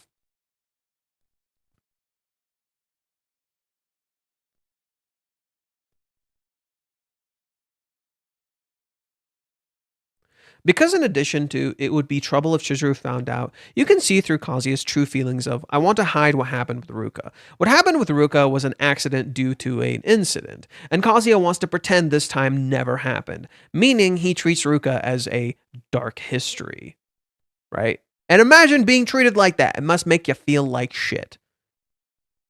The meaning of Ruka's response, that's just indescribable, seems to convey anger over it being treated as a black history, and a reconsideration that even though Ruka has no intention of telling Chizuru about it, it might be worth to use it as a trump card.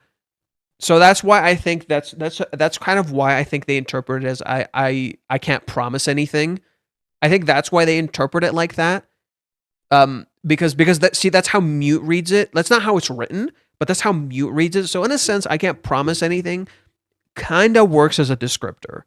It kind of somewhat works as a descriptor.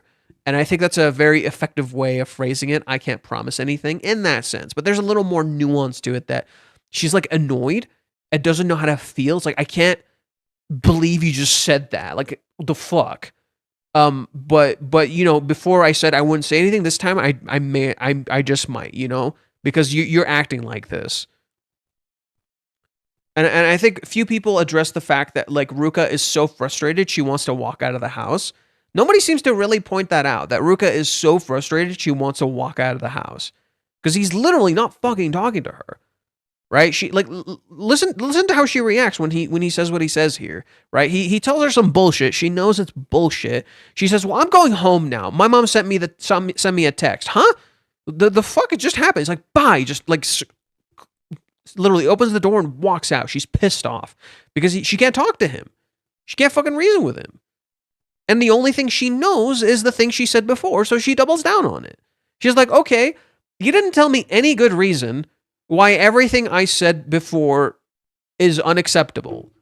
I saw real fleeting hope that it could work out because of how your body reacted. So you know what? I'm going to just double down on this. You can't give me a good enough reason as to why you wouldn't do this. You can't talk to me.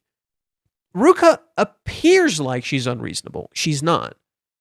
Ruka is intentionally presented like she's unreasonable. She's not. And that's the brilliance. Kids regularly appear like they're unreasonable. Kids often appear like they're unreasonable. They're not. You can talk to them. Depending on how you approach it, you can actually talk to kids. They just appear like you can't fucking reason with them. But every kid is different, just as every person is different. And that's what Reiji, I think, is setting up with Ruka here, that she seems unreasonable. She's not. When she was doing what she was doing to his body, she seemed very unreasonable because he's literally not there. But she is not in full control of herself. That doesn't excuse her actions. But it shows this, how innocence can literally turn into a sin. How in her innocence, she could do something horrible and not fully process how horrible it is or why it's completely wrong until like it's somewhat explained to her and she understands how she really hurt him. Ruka essentially kind of doesn't get it. She doesn't really understand fully what she did. She just knows it's bad. She just knows what she did to Kazuya is bad. She just doesn't know how bad it is. She doesn't know how it's bad. Sorry, I thought I heard like whizzing from my voice, but I guess I was just imagining things. Ruka runs away from the scene. Kazuya's true love is Chizuru. Her own worth has been denied, and Kazuya's attitude remains as ambiguous as always. Even so, feelings that hurt... And isn't that interesting? Kazuya is frustrated at how ambiguous Chizuru is towards him, and yet, how is he towards Ruka? Incredibly ambiguous, right? He's incredibly ambiguous towards Ruka. Isn't it so fucking ironic? He's like frustrated with Chizuru because she's ambiguous and he can't figure her out. And then here's Ruka who's being super straightforward with him, literally like just spelling it the fuck out for him. And he's not being straightforward with her. It's so ironic. He doesn't see how he himself is literally a mystery to her. That he doesn't get it. He doesn't get that like he's appearing like a fucking mystery to her.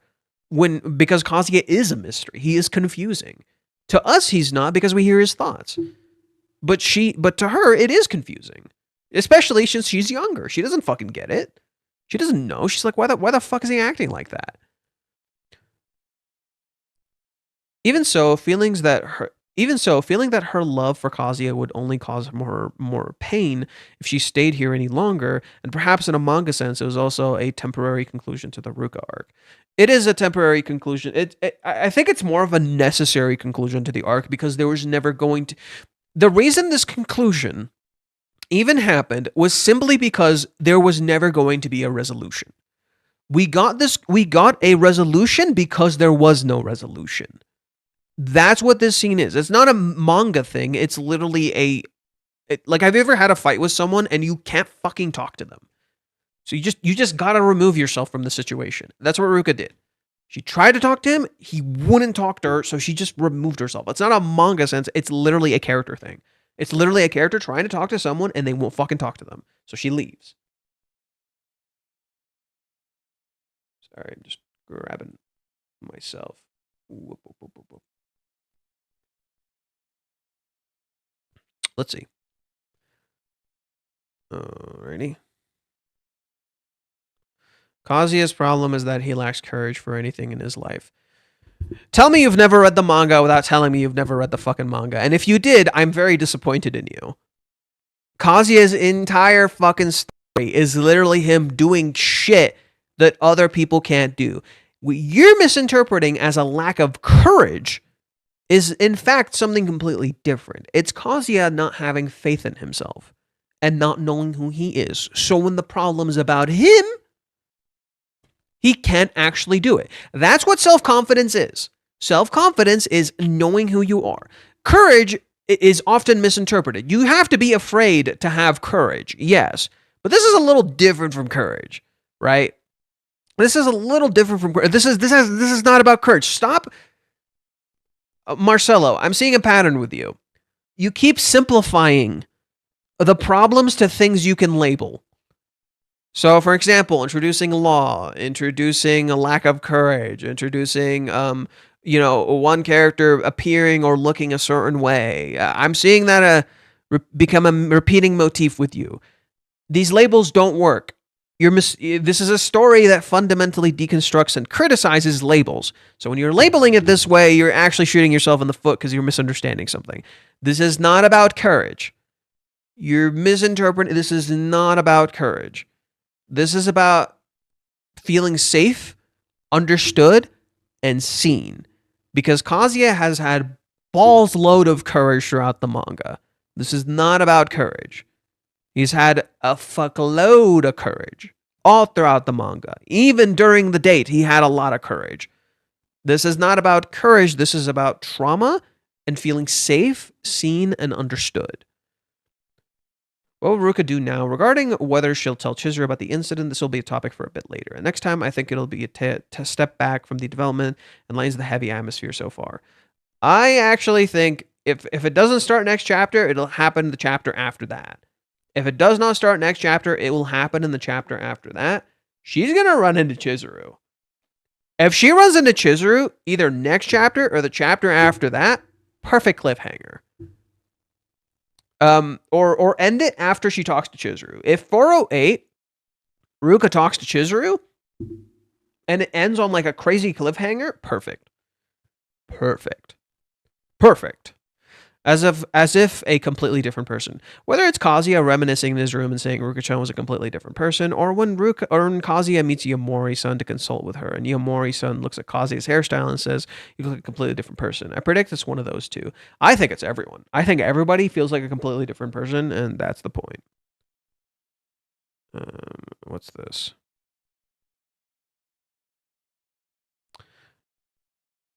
Okay. Hello, here's another collection of comments that particularly capture the essence of the chapter. I'd like to highlight a few points. Kazuya's ambiguous attitude might stem from having experienced rejected before and not knowing how painful it is. So he's trying not to inflict that suffering on Ruka. Yes and no. That's what it was when he was running out of the house. That's not what it is now. People are misinterpreting what Kazuya is doing now. What Kazuya is doing now is purely self-defense. He's purely self-defense. It stems absolutely from his guilt. For those who have been saying, Reishi does not understand that this is sexual assault and he's downplaying this, you do not understand this. I'm sorry, you fucking don't. Reiji's understanding of victim's guilt with Kazuya is goddamn brilliant. It is goddamn brilliant. Every single word and action Kazuya takes here is quite literally victim's guilt. Every single aspect of it, from beginning to end. He doesn't know how to address this because he doesn't know how to address himself. You saw it in last chapter. What happened last chapter? Last chapter, Kazuya is literally blaming himself and saying, I can't let this happen. Just as he can't let this happen, he also cannot address it. He cannot talk about it. He tells you in 405, he refuses to tell Chizuru about it. And if he refuses to tell Chizuru about it, he naturally will refuse to let Ruka talk about it and actually view it in any other way. It doesn't matter. It would ruin everything. I can't tell her. I literally cannot tell Chizuru. He says it right here, and he's saying, I'm sorry, I'm so sorry. Because he feels so much guilt, he refuses to address it. All he can do is tell Ruka, you don't say this stuff, don't act like this, you're young, and he keeps pretending. Around the thing. He's not actually addressing the issue. So it's actually... The truth is that this isn't Kazuya he was being nice before. He's not being nice now. He's not rejecting Ruka. He's not even focused on rejection. He's focused on hiding this. He's not even thinking about rejecting Ruka. Kazuya thinks he's thinking about Ruka's feelings. He's not. Kazuya talks about Ruka's feelings. In reality, what Kazuya is focusing on is his own feelings. That's why he can't reach her. That's why Kazuya can't reach Ruka here. That's the simple truth. That's why Kazuya can't reach her in this entire fucking chapter. That's the reason he can't reach her. He is talking about Ruka's feelings. In reality, he's thinking of his own. He thinks he's talking about Ruka's feelings. He's thinking of his own. Ruka is the same exact way. Ruka wants Kazuya to see his feelings. He can't. They literally can't see each other's feelings. Kazuya doesn't know how to understand or talk to her. Ruka doesn't know how to understand or talk to him. And they just get mad and frustrated with each other, and they don't know how to talk to the other person. And they're both looking away or getting mad at the other person for looking away, right? Earlier, Kazuya is mad at her for looking away. Here, Ruka is mad at him for looking away.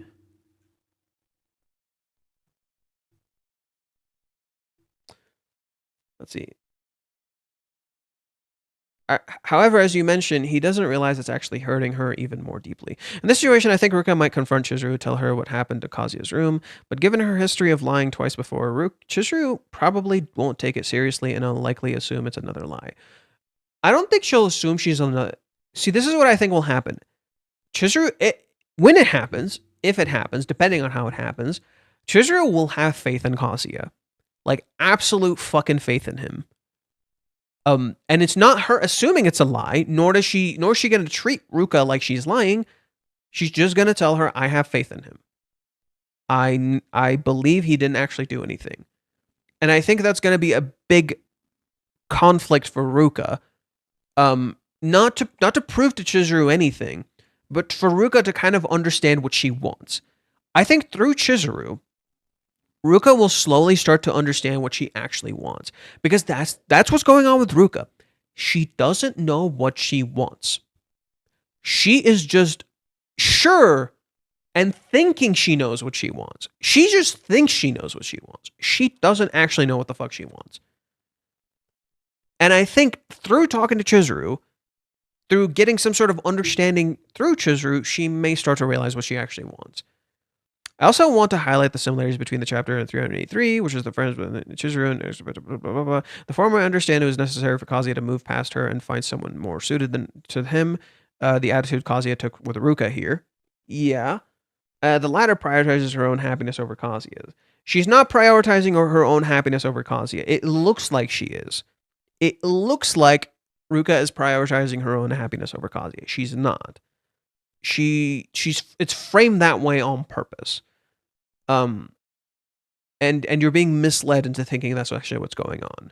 Just as with Chizuru, it's framed like Chizuru doesn't have any desire here, when in reality she very much does, and that just like with Chizuru's nose change meaning, so too do Ruka's nose change meaning. Ruka's nose is I wrote it somewhere. Let me pull it up.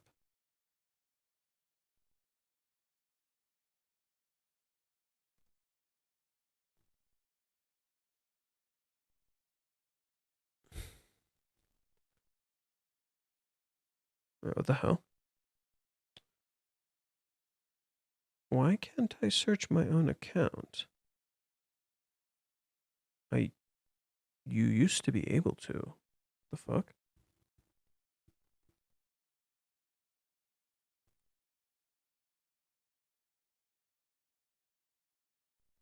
Can I search Reishi's account? That's right there, so why can't I search mine? Oh, I'm stupid. It was right there. I'm stupid.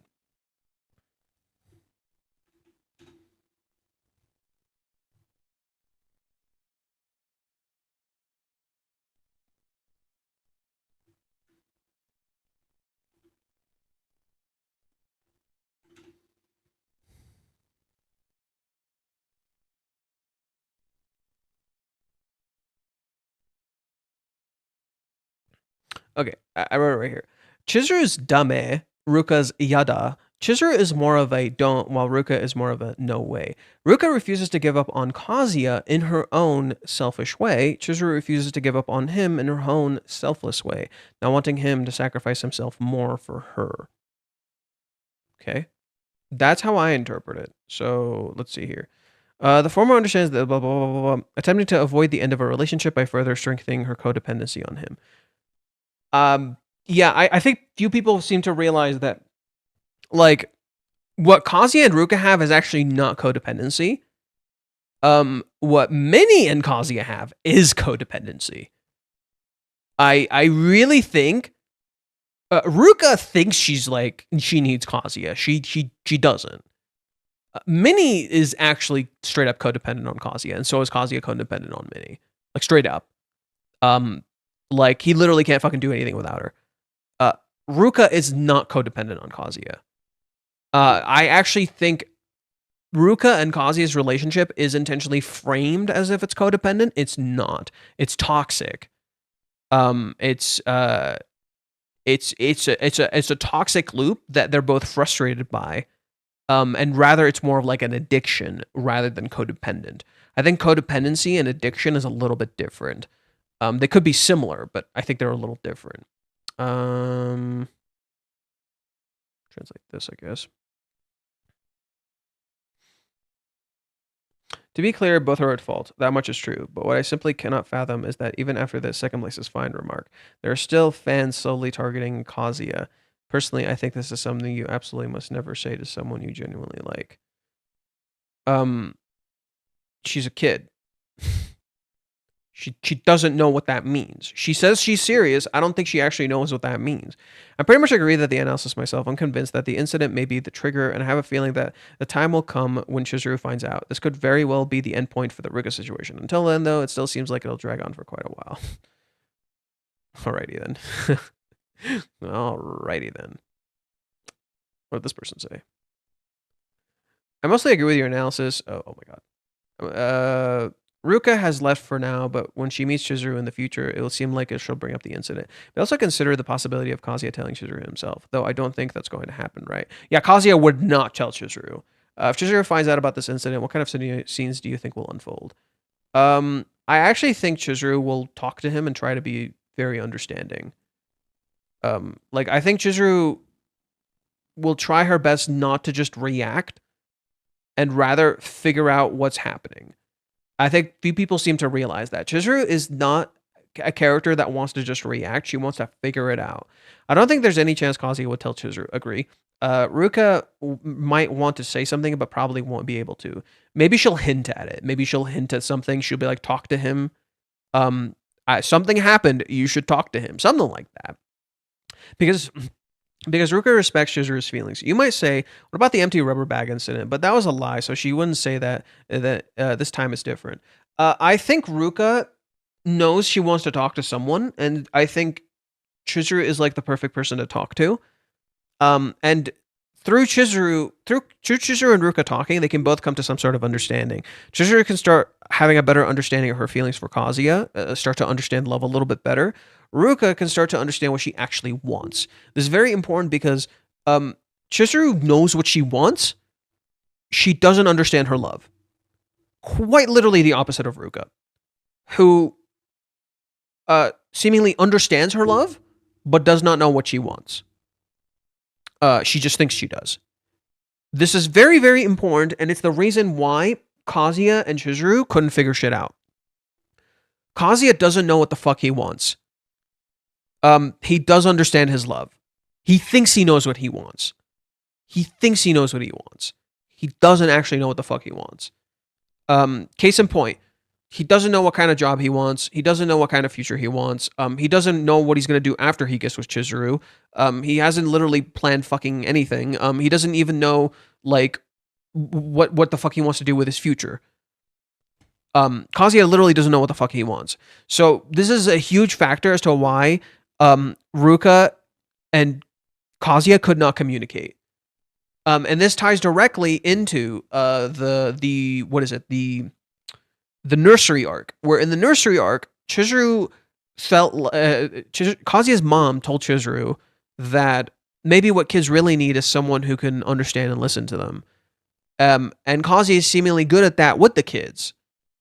But maybe there are kids that Chizuru can do a better job with than Kazuya. And in this case, that's kind of Ruka, where she could help ease Ruka so that she can, because Chizuru helps a little kid who feels the same way that she does, right? I think that conversation that Chizuru has with that little kid is so incredibly important. Yeah, we're gonna go to that really quick. It's 294. Yeah, like this conversation Chizuru has with this like little kid right here is so important, and the kid even kind of looks like Ruka a little bit.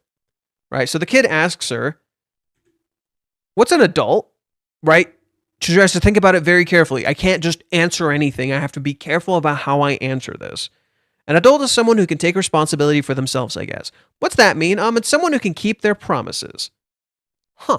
What did Ruka say? I can't promise anything. Right? And what does Kazuya do? And the reason Chizuru kisses him, he says, like, I'll keep my promise. Why are we alive? I don't really know the answer to that either. Okay. Yesterday, Mom and Dad were fighting. That's what this is all about. It wasn't about being an adult. It wasn't about why we're alive. She just doesn't know how to deal with this. We literally see Chizuru talk to a kid and know how to help them out and make them feel better. In contrast, we never see this with Kazuya. Chizuru-sensei, what's your mom like? I'd only ruin the mood if I told her my mom died. Still, I don't want to lie either. She's a lovely person. She's always cheerful and kind and very well dressed, from what I've been told. What about your dad? I don't actually know. We got separated when I was very little. But you see, I have my grandma and grandpa, and I love them very much. Notice how she's just talking to her. She's just sharing her feelings. She's not trying to tell her what to feel. She's just sharing her feelings. I have a grandma and grandpa too. Yeah, I bet you do. Do you love yours a lot? Yes. You know, sometimes adults get lost too. When bad or sad things happen, they forget what's important to them. They can make their loved ones sad or even get into fights with them. What just fucking happened? But just know that your mom and dad love you very, very much, Yuka-chan. And they always will. Suddenly the kid is sleeping comfortably. She's okay. And then Kazuya sees Chizuru sleeping.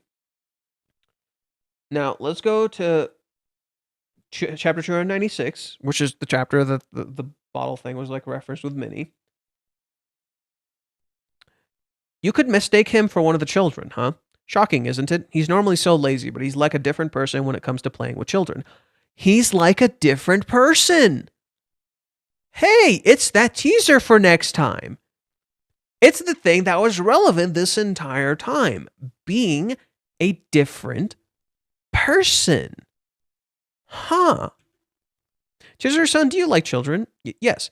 I really do think they're adorable, and their constant excitement gives me energy too. How did Grandma Nagomi describe Ruka?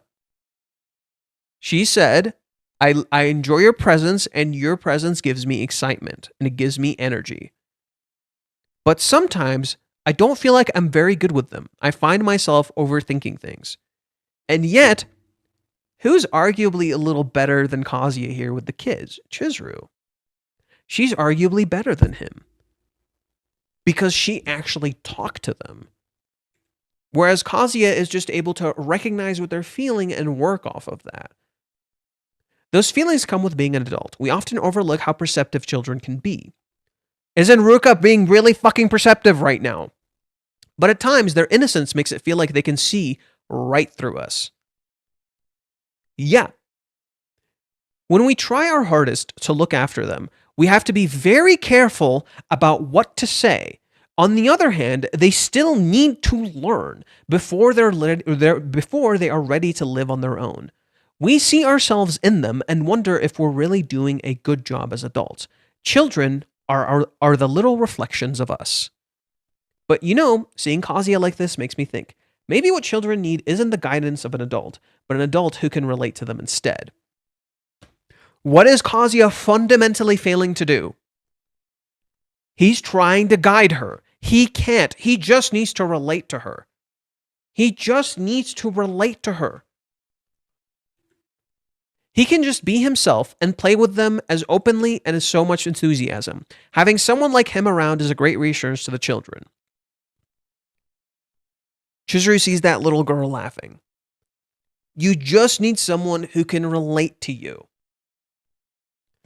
Kazuya fundamentally is not doing that. He's fundamentally misunderstanding that with Ruka. He's not relating to her. He's essentially just telling her, no, this is what it means to be an adult. Shut up and do this. Like, it sounds crude, but that's kind of what he's doing. Is there a possibility that if Chizuru finds out about the incident with Ruka this time, she calmly confronts Kazuya about it and then decides to break from him for a while after the Wines arc? No. I think Chizuru will be like, tell me what actually fucking happened. And he won't. He'll keep pretending. She'll get mad, and I think there's a chance she might use the ticket. There's a chance she might use the ticket, which thematically is incredibly fucking perfect, because when did she get the ticket?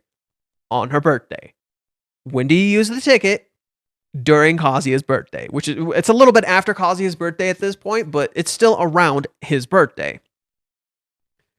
Brilliant. Hopefully that happens. I think that's just my guess. Hopefully it happens that way. I feel like there might be a scene where Chizuru blames herself or gets depressed after being alone, but that should matter with Ruka. No, I think Chizuru really just has a lot of faith in Kazuya, and she's going to try to figure out like what the fuck is going on with Kazuya. Oh my god, how long does this go? Please don't go forever. Please don't go forever. How many more are there? Okay, almost done. There's a possibility of keeping distance, but rather than emotionally cutting off, it will take a form of calmly drawing a line. Regarding Ruka, it's not about Ruka and Kazuya's issue, but it will also affect the relationship between Kazuya and Chizuru. So ultimately, the two of them need to face Ruka together. However, this too will not be dramatic confrontation, but rather a calm response. Yes, you need a calm fucking response. You cannot be mad about this. You have to just talk. Johan Fate, I'm going off topic, but have you seen the Chainsaw Man movie or Reze arc? If so, what is your interpretation of the movie? I would like to hear your thoughts, and thank you. I'm sorry, I haven't actually seen it yet. I never got a chance. I wanted to. I never got a chance. I'm sorry. I've read it. I've read the original Chainsaw Man movie, or sorry, Chainsaw Man manga. I already read it. And it was really good, but I can't comment on the movie. That's probably a very different experience. Like, there's probably similarities, of course, and they probably expanded on certain ideas. But if we're just talking about the base story itself, it's pretty sad. It feels like Denji really emotionally opens up and connects to another person, only to feel like he has to fight this person, and it's just very sad. That's kind of Denji's entire struggle. I think Reze perfectly captures like Denji's entire struggle. Is like trying to find this. It's almost like Denji comes close to like finding what he actually wants with Reze. I'm not sure how to say it. And because of that, like losing that is so incredibly painful because he's having this clash between what he thinks he wants and what he's actually getting with her. And it's sad because Reze is clearly also in love with him. Like she probably started off like a femme fatale baiting him in. But in reality, she actually also very much catches feelings for him. And it's so incredibly clear they like each other. It fucking guts me still that she's like just gone. Like, it still sucks. But that's kind of what Chainsaw Man 2, the current manga, is talking about. Anyways, I won't get into those spoilers. But yeah, that's just my feelings. Let me continue. It seems like it'll be quite a while after for Kazuya and Chizuru to get together on July 11th in the story. It looks like it will continue for more than another year. In the future, is there a possibility that Umiko and Kazuya will meet and Umiko will learn about the incident? Will Kazuya be despised by other people, by Kibe or family or Umiko? When he puts distance between himself and Chizuru, Kazuya seems likely to be shocked.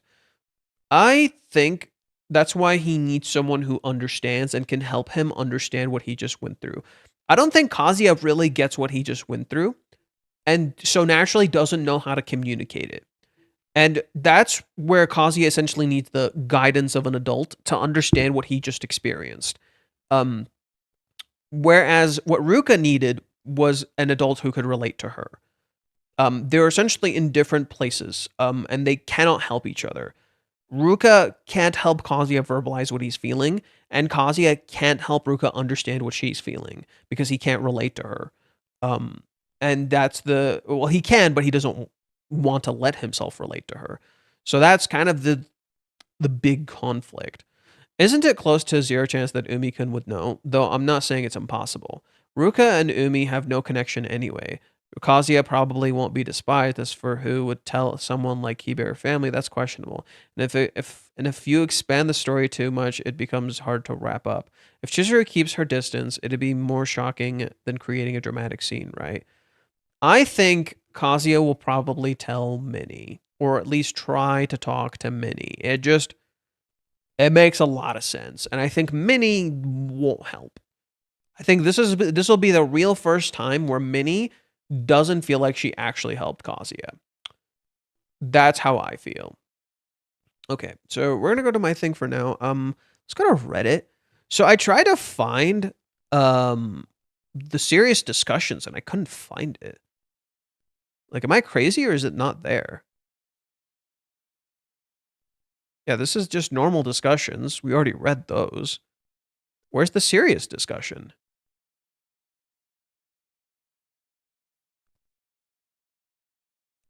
Prediction. Okay, I'm not gonna read this. I don't care for.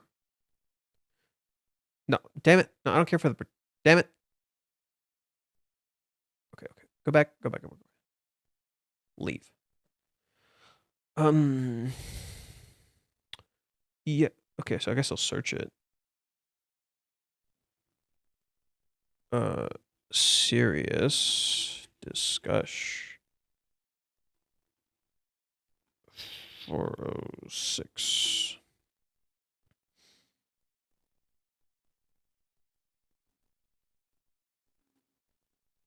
Oh, there it is. Wonder why I couldn't find it. Okay. Are you okay? Buster Wolf.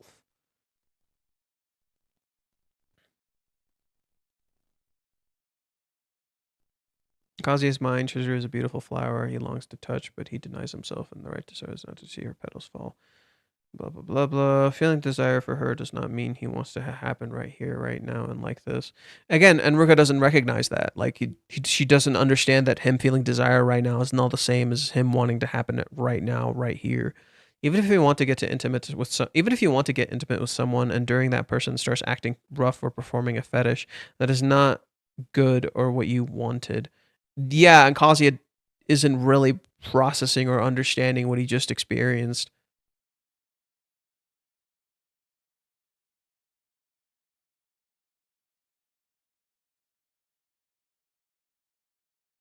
Okay.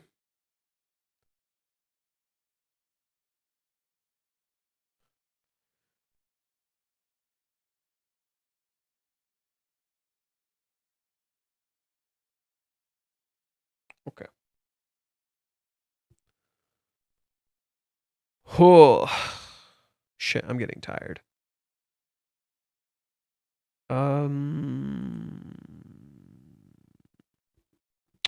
debating if I should like continue this tomorrow. So So I'll ask you guys right now. You'll have to just let me know what you think.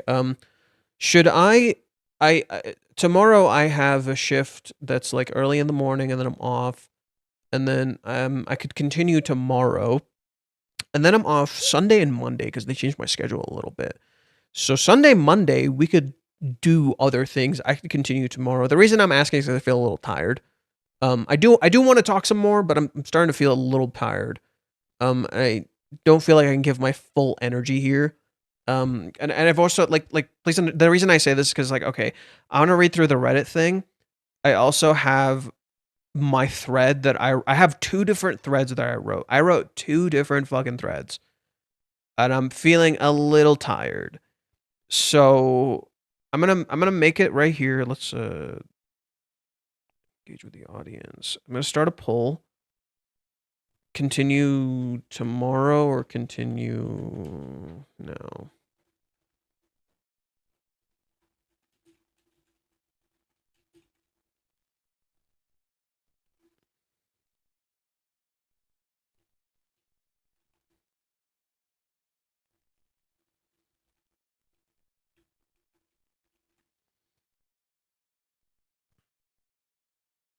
Okay, I posted a poll. Just let me know which one you think. And just understand if I continue now, it won't be for too long. Maybe at most 30 minutes. If I continue now, it'll be at most like 30 minutes.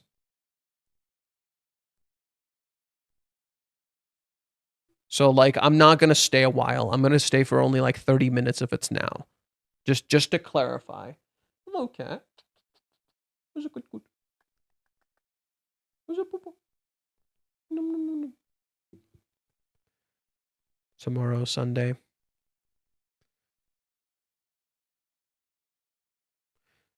Damn, only 3 votes. It also doesn't help we don't have many people right now. I think I could have streamed at a better time. It's probably a little late. It's Friday. It's right after Christmas. So I think a lot of people are a little checked out. I think that definitely adds to the fact that I should probably like stop for today and continue another time. I also want to organize this into some sort of video, which would be cool. Like I definitely want to make the Ruka. I want to make an arc. Sorry, I want to make a video about the Ruka arc from chapter 402 to chapter 406. I just want to cover it. You know, I feel like that's a good little arc to cover. So, that's why I'm debating, like, you know, taking a little bit of a break, taking some time to like focus on that. Got some notifications.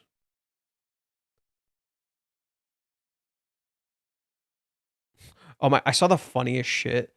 Right at I got into the new Ume Musume Cinderella Grey, and then right after Gaunt watches it, I'm like, what the fuck are the odds?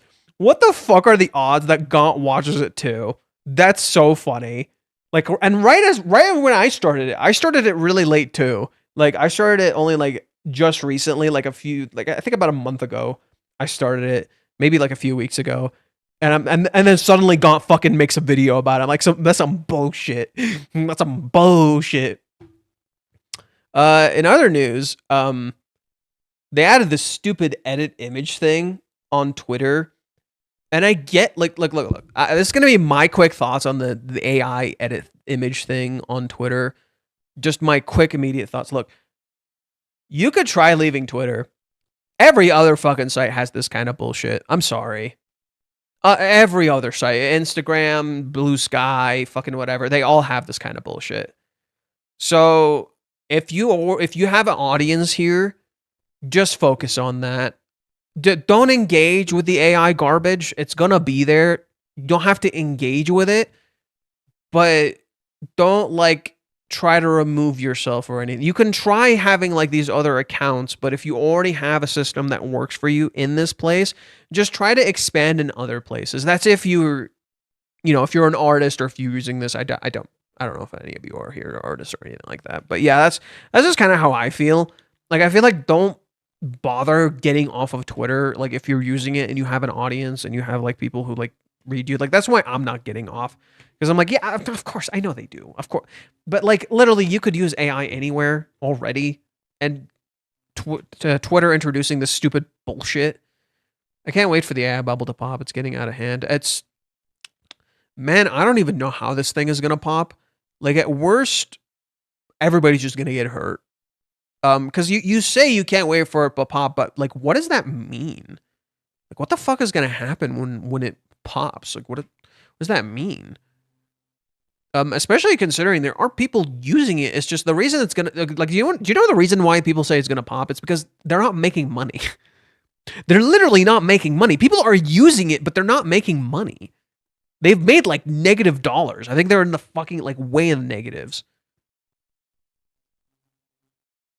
I say tomorrow. I was here the whole time listening and lurking. Great stream as usual, good sir. Thank you. We're at 7 votes. Okay. I'll give it like 2 more votes. Here, let's get to 10 votes and then I'll decide. Let's get to 10 votes and I'll decide. For now, I guess I can try reading this our big first comment. I'll read this. Until then, I'll wait for you guys to decide. The first part of the chapter appears to be calling back to chapter 383. Kazuya telling Ruka that you deserve to be with someone better essentially parallels what Chizuru was telling him back then, and Ruka repeatedly rebuttaling with a flat no is reminiscent of Chizuru doing the same when Kazuya expressed his intention to keep loving her anyway. Yep. It's just in reverse. Let's see. Of course, given the difference in context between the chapter and 383, the parallels don't stop these two scenes from being dramatically different in tone, and the problems only mount further once Ruka starts actually talking. When she and Kazuya came to face again in the last chapter, she seemed unhappy, and I predicted at the time that she was annoyed her plan hadn't succeeded. And indeed, that seems to be where her mind is at this week. Ruka is completely unrepentant and transparently plotting her next attack. Disagree. I completely disagree with this.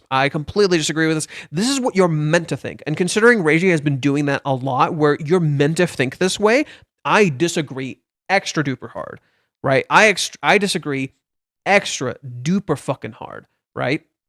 No, I do not think Ruka is planning anything. I disagree with that. I don't think that's how Ruka is acting. That is more akin to something like Mami. I think Ruka does not fully realize what she fucking did. As for Kazuya, he made a solid effort to try and put his foot down, and I respect that he's willing to reaffirm to Ruka's face that Chizuru is #1 priority. I'm sorry, you're not fully seeing this. I actually think Kazuya did not fully put his foot down. He thought he did, but he made it worse. And the problems only mount further once Ruka starts actually talking. When solid effort put his foot down, blah blah blah. But Ruka's questions keep him off balance, and his muddled delivery of certain points suggests that Kazuya doesn't have a very well developed mental framework around sexual assault and consent. So his counter argument ultimately kind of flounder. I don't say this to around sexual assault and consent. So it's his encouragement ultimately. I don't say this to criticize him. It's understandable for someone in his position just to try and be clear-eyed about how the conversation played out. Yeah, no, Kazuya kind of actually fucked up, but in part it is also something Ruka herself created. She just doesn't fully realize it. Anyways, continuing, I think Kazuya also makes a strategic blunder in asking Ruka not to tell Chizuru about what happened. There's no telling what Ruka had up her sleeve otherwise, but Kazuya was just telegraphed telling Chizuru as a giant flashing weak point. With Ruka on the warpath that she is, I think it's now almost certain that she's going to tell Chizuru her version of events in the near future. What I wonder, though, is if Ruka is the one to break the news, will Chizuru even believe her? Ruka has already pulled the "we had sex" lie with condom wrapper stunt before Paradise, and this time she doesn't even have props to wave around. Chizuru's likely to call bullshit unless she hears corroborating evidence from elsewhere. Of course, if she does want to dig into the claim, and the obvious first step is to get Kazuya's side of the story. And given the way he's torn up with guilt, I don't think he'd lie if asked point blank.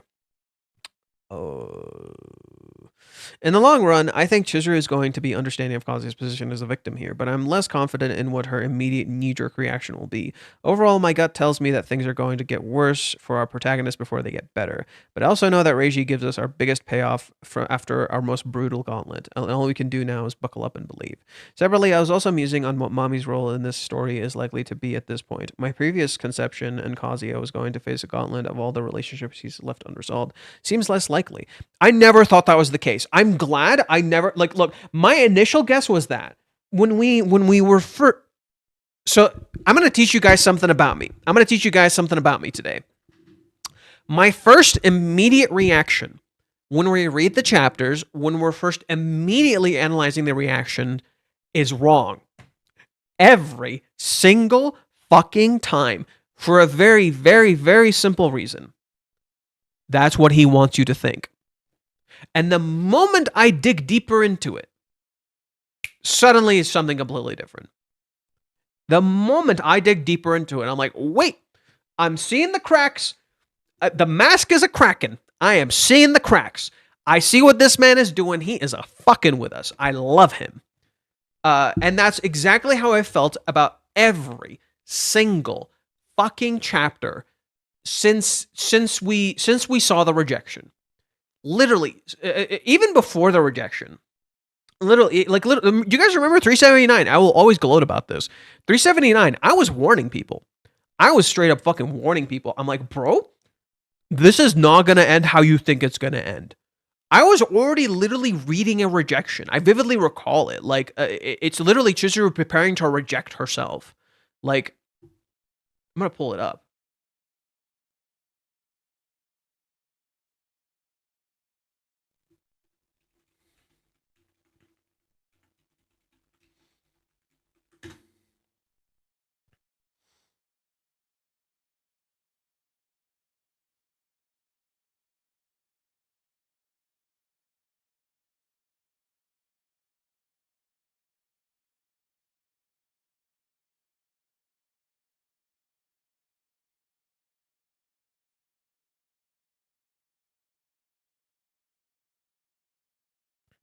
I said it somewhere, but it was like, I was literally saying, like, Chizuru was like seeing how people were rejected and in turn understanding how she's going to reject herself.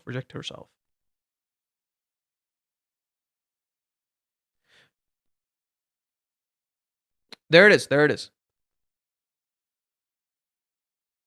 Seriously, look at their positions. Chizuru is where the men who confessed to her were, and Kazuya stands where others are usually confessed to. We're not seeing the obvious, that it's not about rejection. Well, right? I was right and I was wrong.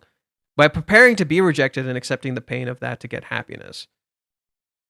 Except, it's the flip. It is about rejection, just not how we interpreted and understood rejection. She's literally in the position to be rejected because she's rejecting herself.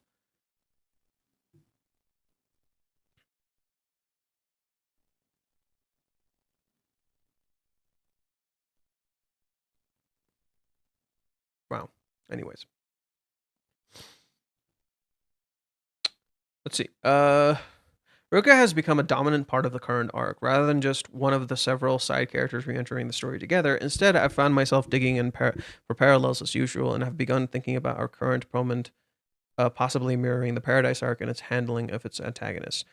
As well as we will remember, the Paradise arc saw Mami at her most aggressive and reaching her moral rock bottom, but Ruka was also hanging around the group at the time. Her intervention, the situation chapter 225, helped cool the temperature after Mami carried her out her scheme, creating the breathing room for the kiss to take place. Now it's Ruka's turn to be the main antagonist role, but Mami, she's literally presented like she's in the position to be the main antagonist role, but I really think like Ruka is actually not an antagonist. She's literally a kid who did something fucking horrible, like actually bad, straight up. Ruka did is bad. In a different context, depending on how it could have played out, it could literally be contextualized as a crime. But Ruka is not the antagonist. She is in a position where, depending on how you treat her, she could become the antagonist. This is literally like a moment where the character could become. This could become her villain backstory in a sense. This could theoretically become her villain backstory if you don't handle it well. That's literally, she is in that vulnerable of a position. Ruka is incredibly vulnerable right now. If you handle this the wrong way, it could literally go down that path. That's why I think it's incredibly critical for Chizuru to talk to her, to change this direction. This is what this is. This is about changing that direction and going through a different path, not making the mistakes of the past. But Mami's also been reintroduced to the mix in a situation where she's likely to have repeated contact with Kazuya in the coming weeks. I'm not ready to say confidently that she's going to be supporting the main couple during these events. But if that's where the story's going, the groundwork is there. Now that you have me wondering, given Mami's dislike for her fiance, if she has a special hatred for sexual assault. I can't see a world where mommy's coax happens with Kazuya and it turns incredibly supportive. It would certainly be an interesting way for redemption. Yeah, mommy being the one Kazuya talked to would be kind of fucking insane. I would kind of be beyond surprised. I would be incredibly fucking surprised if mommy is the one Kazuya talks to. That'd be like, holy shit, what? And then Kazuya later finding out mommy said all these horrendous shit about him after he talks to her? Jesus. Dude, imagine how much that would hurt.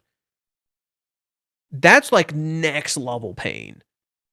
Like, you opened up to your ex of all people about being sexually assaulted, only to later find out she talked mad shit about you.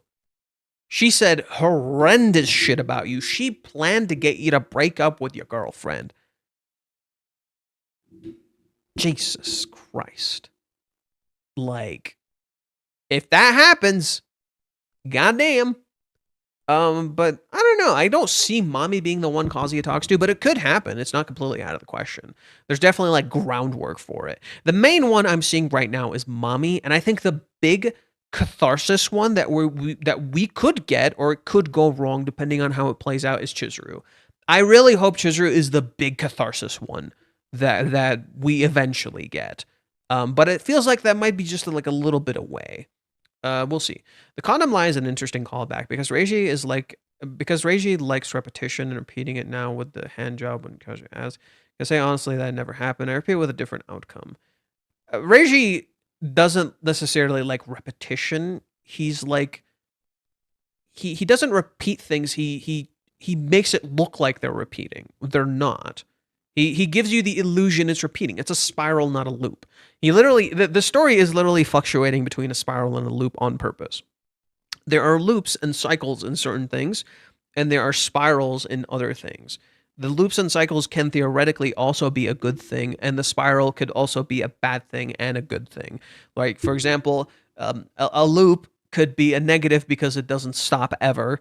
On the upside, it could also be a positive because if your relationship is infinite in time, you literally always make it work. You've created a proper loop so you can function off of each other and it never breaks in a good way. Whereas a spiral can be negative because you can spiral downwards. Literally, you can spiral things out of control, or it could be positive because you can spiral things correctly into in a positive way. It could spiral upwards. So you see how like it literally spiral correctly into the center, for instance. That's why like the story fluctuates between spirals and loops, because there are positive loops and then there are negative loops. And right now, characters are trying to break out of fucking loops. They are sick of this shit.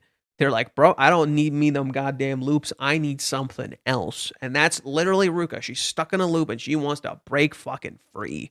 She's like, set me goddamn free. This is why I think symbolically, I think Ruka doesn't realize this is what she wants, but this is what she does when she touches Kazuya's loop. Where's her hand? Her hand is not on his heart. Her hand is on the spiral. Ruka's hand is on Kazuya's spiral because this is what she wants. The freedom from the loop. She wishes for the loop to break. Come on, fellas. We got us one more vote. One more vote. Where are we going to go? What's the plan? Somebody vote, please. Somebody drop me the vote. One last vote. Anyone. Any fucking takers.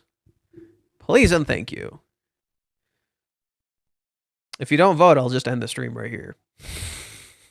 If you don't vote, I will just end the stream right fucking here.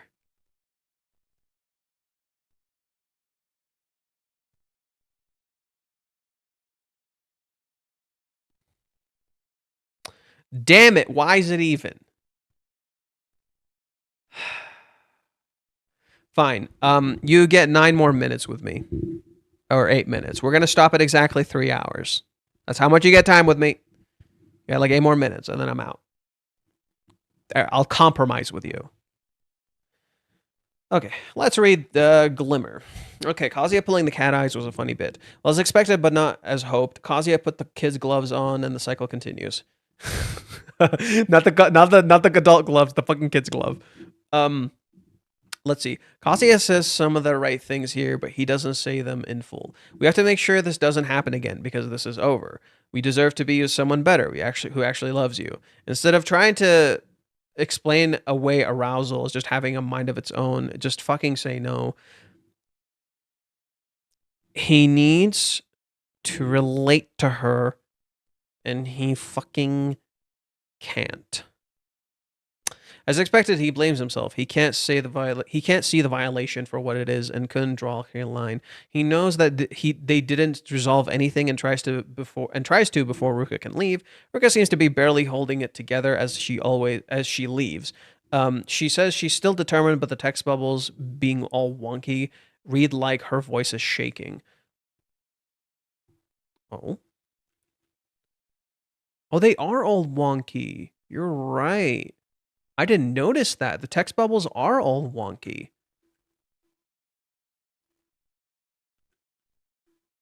Yeah, she is shaking. Have you noticed that? There's a repeating pattern. Have you noticed that? Every single time Ruka talks about sex or her determination about sex, the bubbles are wonky. She's being weird. It feels forced. It does not feel like this she's actually as certain as she says she is. She feels incredibly freaked out when she's saying this. She doesn't actually feel as determined and as sound as she feels. This is why I disagree hard that Ruka is like in control here and is completely unrepentant and she's just gonna fucking do this again. I disagree. That's how she's meant to appear to you. You're meant to see her this way. That's not actually what's happening. You need to look at the nuance. And that's exactly what you see here. The bubbles are literally shaking. She's not as certain as she sounds. She's screaming. She's hesitating. She's sweating. She's scared. This is the only time where she says something with certainty because it sounds like she might actually do this, but it's more about Kazuya. It's disbelief in him.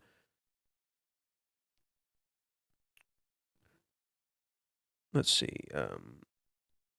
Ruka seems to be barely okay. She says she's still determined, but the text bubbles are all wonky. Ready, her voice is shaky. He finally gives her a clear no. That's never going to happen. Finally, it sets Ruka off. She's angry and she throws his words right back at him. Has a mind of its own, right? Straight up abuser mentality. You said no, but your body said yes. Exceedingly grim. It looks like that. Looks like that. She doesn't actually fully know what she's saying. She's just pissed off and lashing out. She really is a kid. She both knows what she's doing and she doesn't at all. She literally is a kid.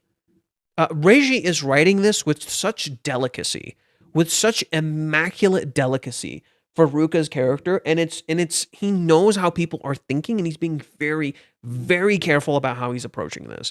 Because he knows how Ruka looks right now. He knows exactly how Ruka looks right now, so he's writing this with such incredible delicacy that he knows this looks like abuser mentality, but you saw earlier that she's hesitating and she's just angry and lashing out. She doesn't actually believe this. She's just yelling at him.